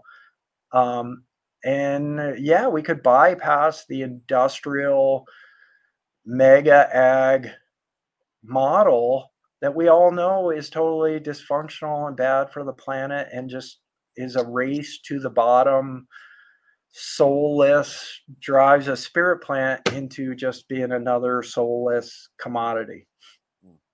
So let me ask you one more thing. I know you're at the Emerald Cup, and I saw that a video, and you actually reposted some comments from a guy who's been on my show 3 times, Dan Pomerantz, from Rebel, who is an Origins Council member. And I was just curious what your take was on going to that. It was like a breeding panel or something. You're gonna get me in trouble. Well, look, I thought Dan's comments were very interesting. Yeah. Myself, okay, and again, I would rather be known as someone who speaks honestly, and I'm not doing this to be an agitator or a shit talker or create controversy. I'm just giving my honest feedback and experience of what was going on. And I've gone to the Emerald Cup. I think first one was like maybe 2015. So I was maybe a little late to the game, maybe 2014, 15, somewhere in there. So I went, and it's definitely changed quite a bit since then. And to tell you the truth, the last one I'd gone to since Prop 64 was in 2019. And I kind of said, that's probably my last one. Yeah, there's definitely a corporate trade show vibe. It's not all that different from going to like an insurance convention or an insurance trade show in Vegas, only instead of all the insurance agents and brokers being drunk on pina coladas, it's just a bunch of people super stoned. That's kind of, now I'm not saying my opinion is valid or that's what it was, but that's just my experience going to the Emerald Cup recently. So yeah, this year, and I wasn't planning on going, but I went because Billy Strings was also playing in Berkeley, just a few minutes away that night, and I was going to the Billy Strings concert. So I said, I might as well just go check out Emerald Cup. And again, I have mass respect for the folks who created the Emerald Cup and what it was and the legacy of it. And it's a beautiful thing, but it's one of these things that has also, I mean, maybe there's a way to change it in some way, but yeah, it has not retained that same spirit through Prop 64 and sort of the corporatization. I haven't been to Burning Man for a long time too, so I don't know. But Burning Man's not people selling shit at a trade show, so it's still pretty wild from what I hear. But as things get bigger and go mainstream, you know, they run the risk of not having the same spirit as when they were smaller. But yes, that breeder discussion, very bizarre. I was actually sitting there in the audience, and to be quite honest, I'm just being honest, within about 15 minutes, I got up and left because it was not really informative. It was just 4 people sitting in chairs on a stage with a microphone with and I don't necessarily need to have a PowerPoint presentation, but it just kind of was a bunch of rambling, and then seemed to sort of be promoting this Legacy Genetics DCC grant that's going on, which also Origins Council. I'm not a fan of right now Origins Council. I'd be happy to work with them, and I'd be happy to do fence mending if we just had a massive understanding and reboot and start over. I don't fucking care. How about this, Jeff? Yeah. Would you be, if I could get Janine on the show, would you be agreeable to speaking with her if I could get you both in the same room?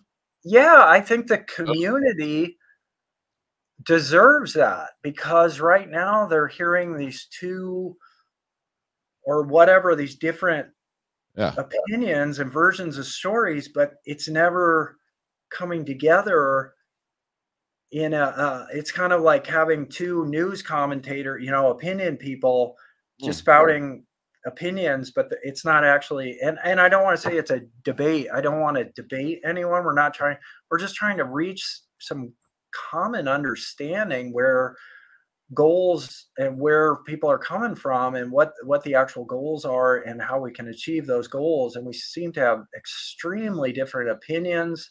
And then what happens when you don't understand someone and you don't communicate, and then you suspect they may be coming from a nefarious intention, then you start projecting all this weird shit. And I've heard stories now that, like, I'm a Monsanto operative who's working on a secret breeding program with GW Pharmaceuticals, and I'm like actually just a disruptor that's coming from some big corporate interest to like take down the trade group so we can come in and it's like, dude, that ain't what's up. How about we have an actual conversation and we may actually find some common ground and some understanding. So yes, I would be massive, and I've offered to do that. But Janine, so far, come on. Yeah. So, and you're cool. Maybe it's cool to do it through Vermont. I'll be happy to. Yeah, an intermediary across the country. I tell you what, maybe it would help a little more if I read this comment from Dan, who is an Origins Council member, and I want to read what he posted. And this was about the post you made and this grant money from the DCC. And Dan said, how much grant money? I was on the breeders panel at the Cup with them today and was disappointed to learn it was a self-promoting infomercial about their organizations and the grant instead of an educational discussion about cannabis breeding. Super lame.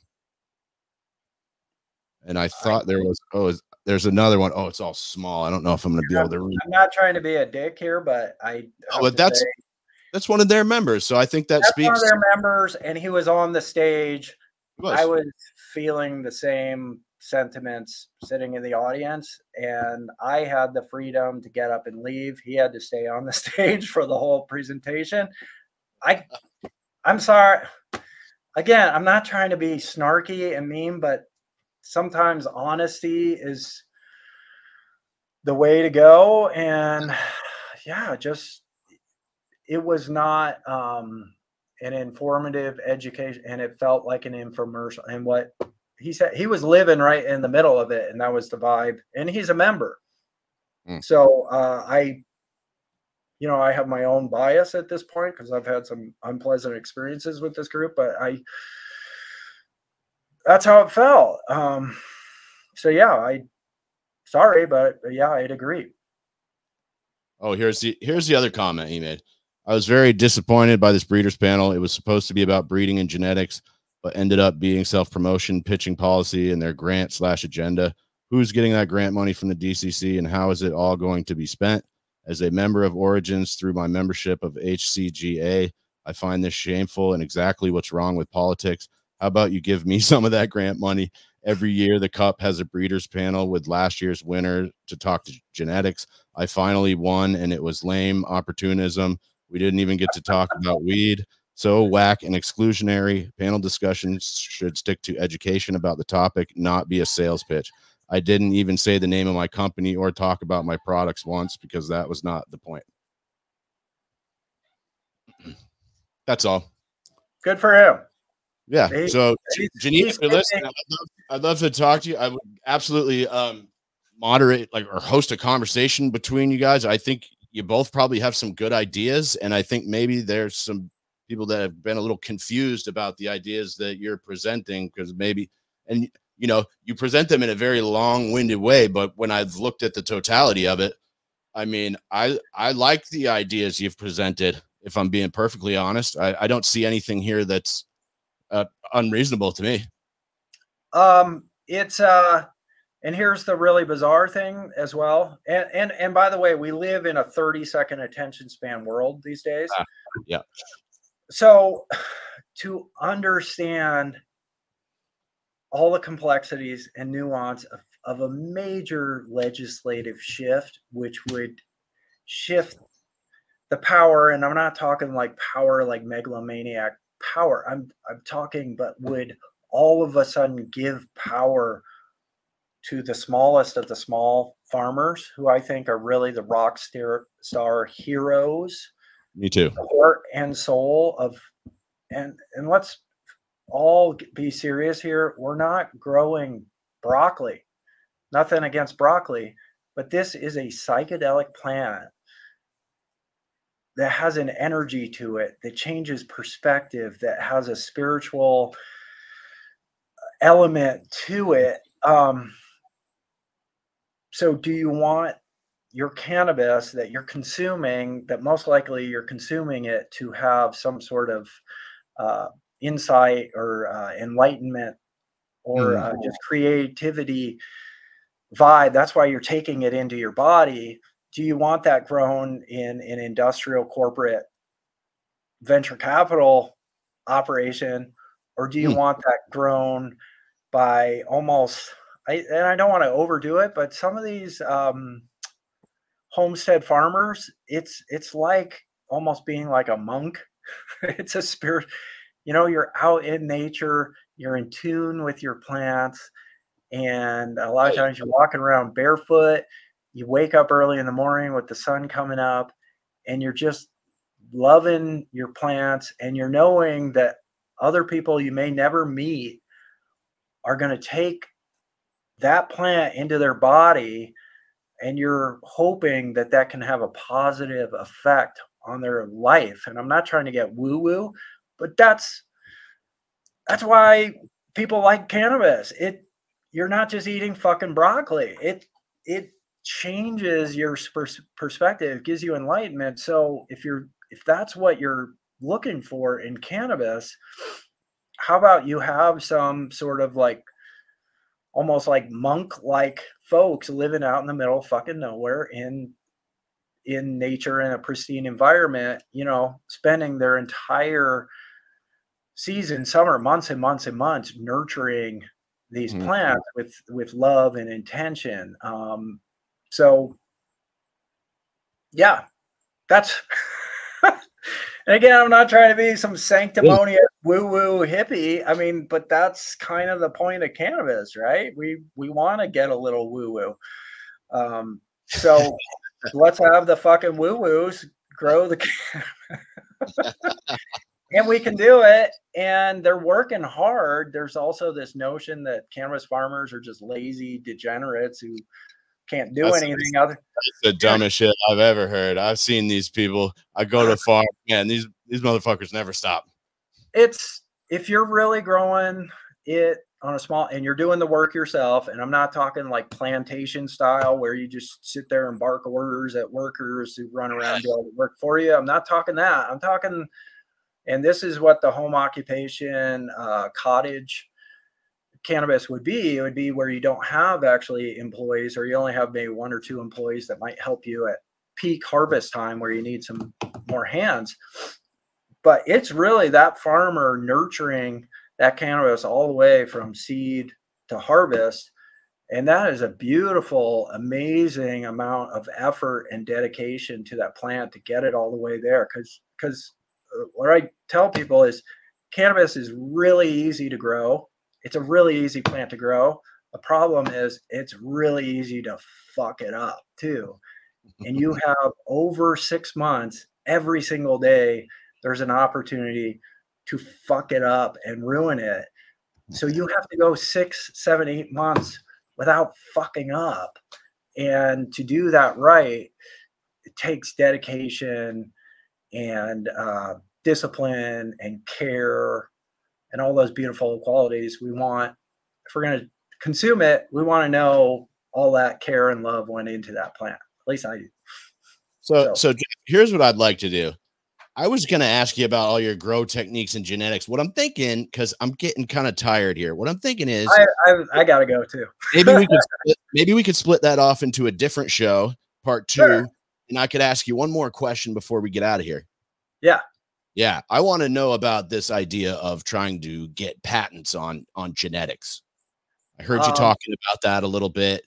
And it's, this kind of reminds me of what happened with the corn industry. It feels very similar. Okay. So and I'm learning more about the actual technicalities of getting patents on cannabis too. And by the way, at least my knowledge, I hope I'm not saying something stupid here, but I don't think there's any patented cannabis genetics yet. And the reality of the logistics of some people that I know who actually are familiar with how you get genetics patented, is it's a multi-year process. You have to do test trials and trial grows and everything has to like breed true and all that. And there's shortcuts to that through genetic engineering and everything. But here's my basic take on cannabis. I'm going to just give sort of like logistical reality, and then also sort of the woo-woo spiritual. Sorry, and my bat phone's going. But first of all, I think cannabis genetic patenting is a fool's errand. It's a total fucking waste of time. And in reality, even the California genetics, most of them are already in the public domain, because if you've ever sold Trainwreck, whatever Trainwreck actually is, but if you've ever sold your genetics before, you the farmer have already put your genetics in the public domain, so they're unpatentable by anyone, by yourself or someone. So a lot of folks don't realize that if you've ever sold your cannabis, so to patent it, you'd have to not sell it for a number of years, because the second you sell it, your genetic or the product or the genetic, or give a cut or clone or anything, once it goes into any kind of commercial thing, it's now in the public domain and you can't even patent it yourself. Now, as far as so that's one thing. Now, as far as creating an actually true breeding genetic that's patentable, that you'd have to prove that you totally created it yourself. This is with like Monsanto and some of these folks who do actually patent their genetics. My understanding is that's like a 7-year process.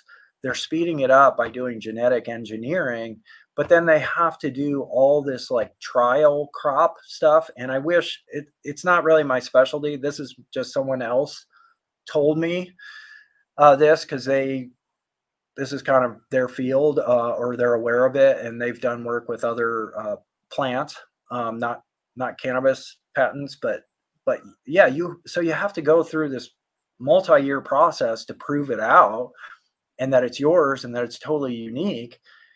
And a lot of that you have to demonstrate. You almost have to like make it, and then it gets into genetic engineering and such like that. So oh, and I wanted to say one other thing. So this concept too right now that's going around that, hey, come in and document your genetics and get a leaf pressing and we'll sequence your DNA, and then give you a certificate with a little smiley face sticker on it. So now you, the farmer, your genetics have been documented and patented. That has zero legal status. Because first of all, how do you know you didn't just run over to some other dude's farm, cut a piece of cannabis off his farm, and come in and DNA sequence it and get a dry leaf pressing? You have to prove ownership and everything like that. It's a really high burden, is my understanding of it.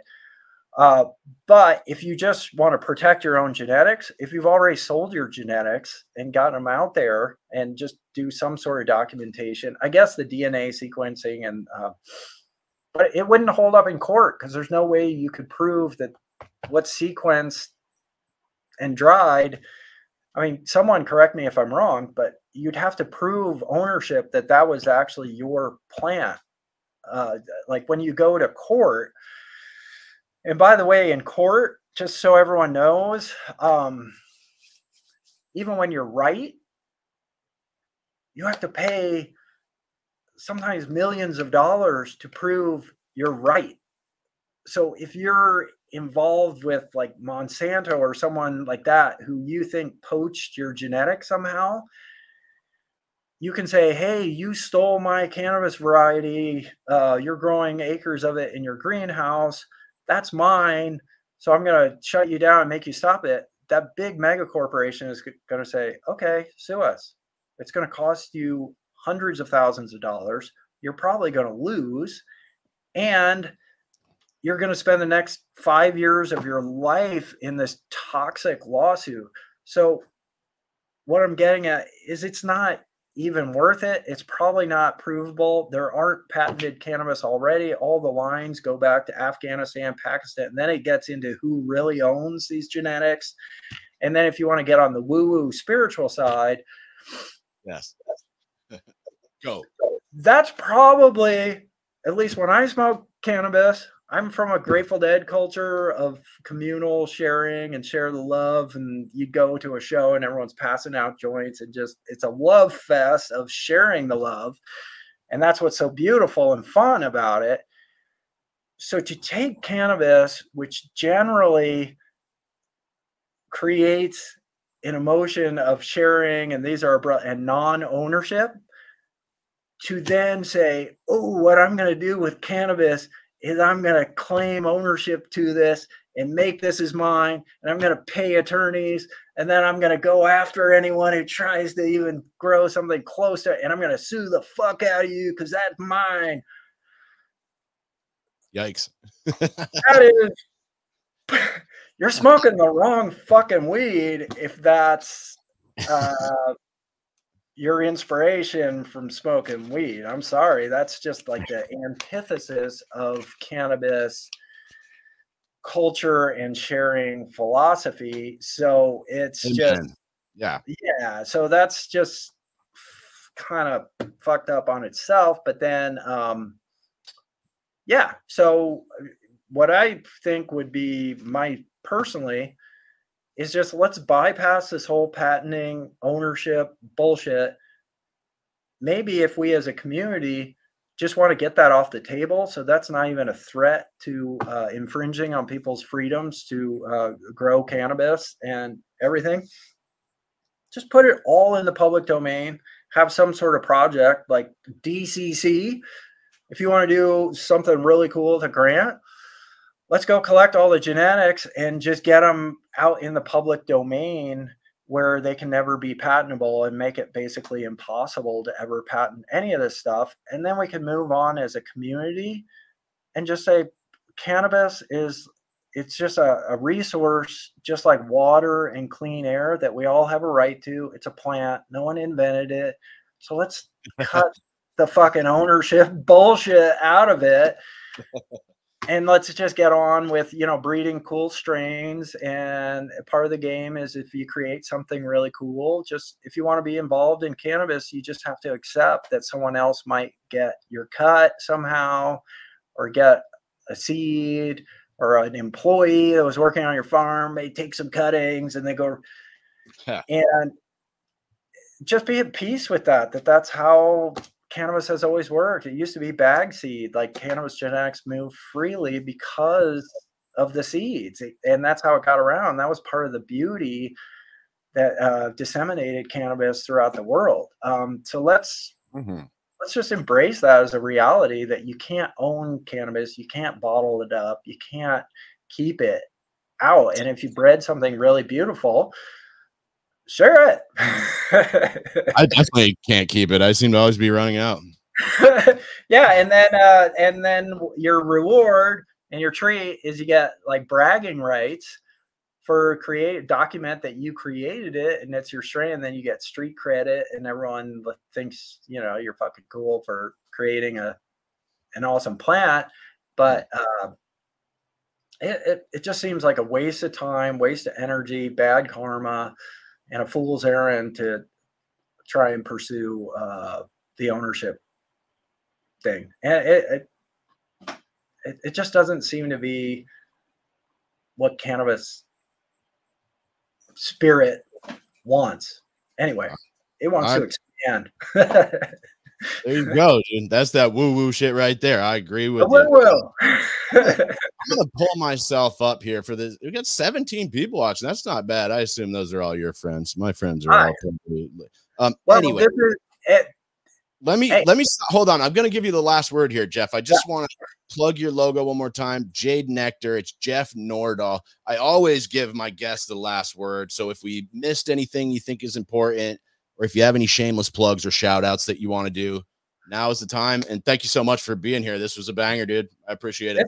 It's awesome. And so I just want to say I appreciate you reaching out. I think we're all on sort of this truth seeking quest, and we're trying to do good in the world. And we just know that there's going to be some nefarious folks who, unfortunately, these corporations, they're in a mindset of they kind of want to steal all the toys on the playground and keep them for themselves. So we just have to be prepared. But I think at the same way, not necessarily, it's kind of our job as the cannabis movement is not to just demonize those people, but it would be nice to actually, you know, in a way, convert or help try and enlighten, or just give them some different ideas of, hey, maybe with cannabis especially, we can do something different that just feels good, that doesn't exploit or oppress anyone in the supply chain. We can be respectful of all the different, of the retailers, the distributors, the farmers, the accountants, the attorneys, that we're all kind of on this movement together to just bring the cannabis love, the cannabis wellness to more people, because it can really be a benefit and a positive thing in people's lives. So if more people could be on that page, that we're part of a movement, not just an industry, but a movement, that would be good. And there may be some people who started out chasing crypto and fast money and had the Lambo quest, and maybe they'll have a change of heart, change of perspective, and actually embrace the concept of more of a communal movement industry. And that would be, at least for me, I think that would be cool. I'd be happy to work with anyone, and if bridges have been burned, I'm cool with doing some fence mending and rebuilding those bridges too. I don't hold a grudge. Just want to see things happy, warm and fuzzy. By the way, I was in Highgate in '95 for the Dead Show. It was wild. I hate to steal your last word, but I was up there. I was 12 years old. Where's Highgate? It's in northern Vermont. Oh, so you saw Jerry then? Right before he died. Yeah. I was too young to understand what was happening, but I was there. You got the vibe. I know someone who was a fetus at a Dead Show. So they're like, I kind of experienced Jerry in the womb. But and there's cool stuff. I just went to the Sphere in Vegas, and that was a hoot, and that was a party. But yeah, actually seeing Jerry too, that's a very special thing. That was an amazing thing. That's kind of once in a lifetime cool stuff. So anyway, I really appreciate you. I appreciate this opportunity, and I just dig your vibe. I'm not trying to be patronizing, but I appreciate your vibe. So likewise, I'm going to sign it off. This is Jeff Nord. Here, I'll slap your logo up one more time just for shameless shits and giggles. Jeff Nordahl, Jade Nectar. Stick around for 1 minute if you would. I'm going to do the outro. I'm your host, Caleb Teskey. And remember, the devil's in the details, and the details are in the fine print. Peace.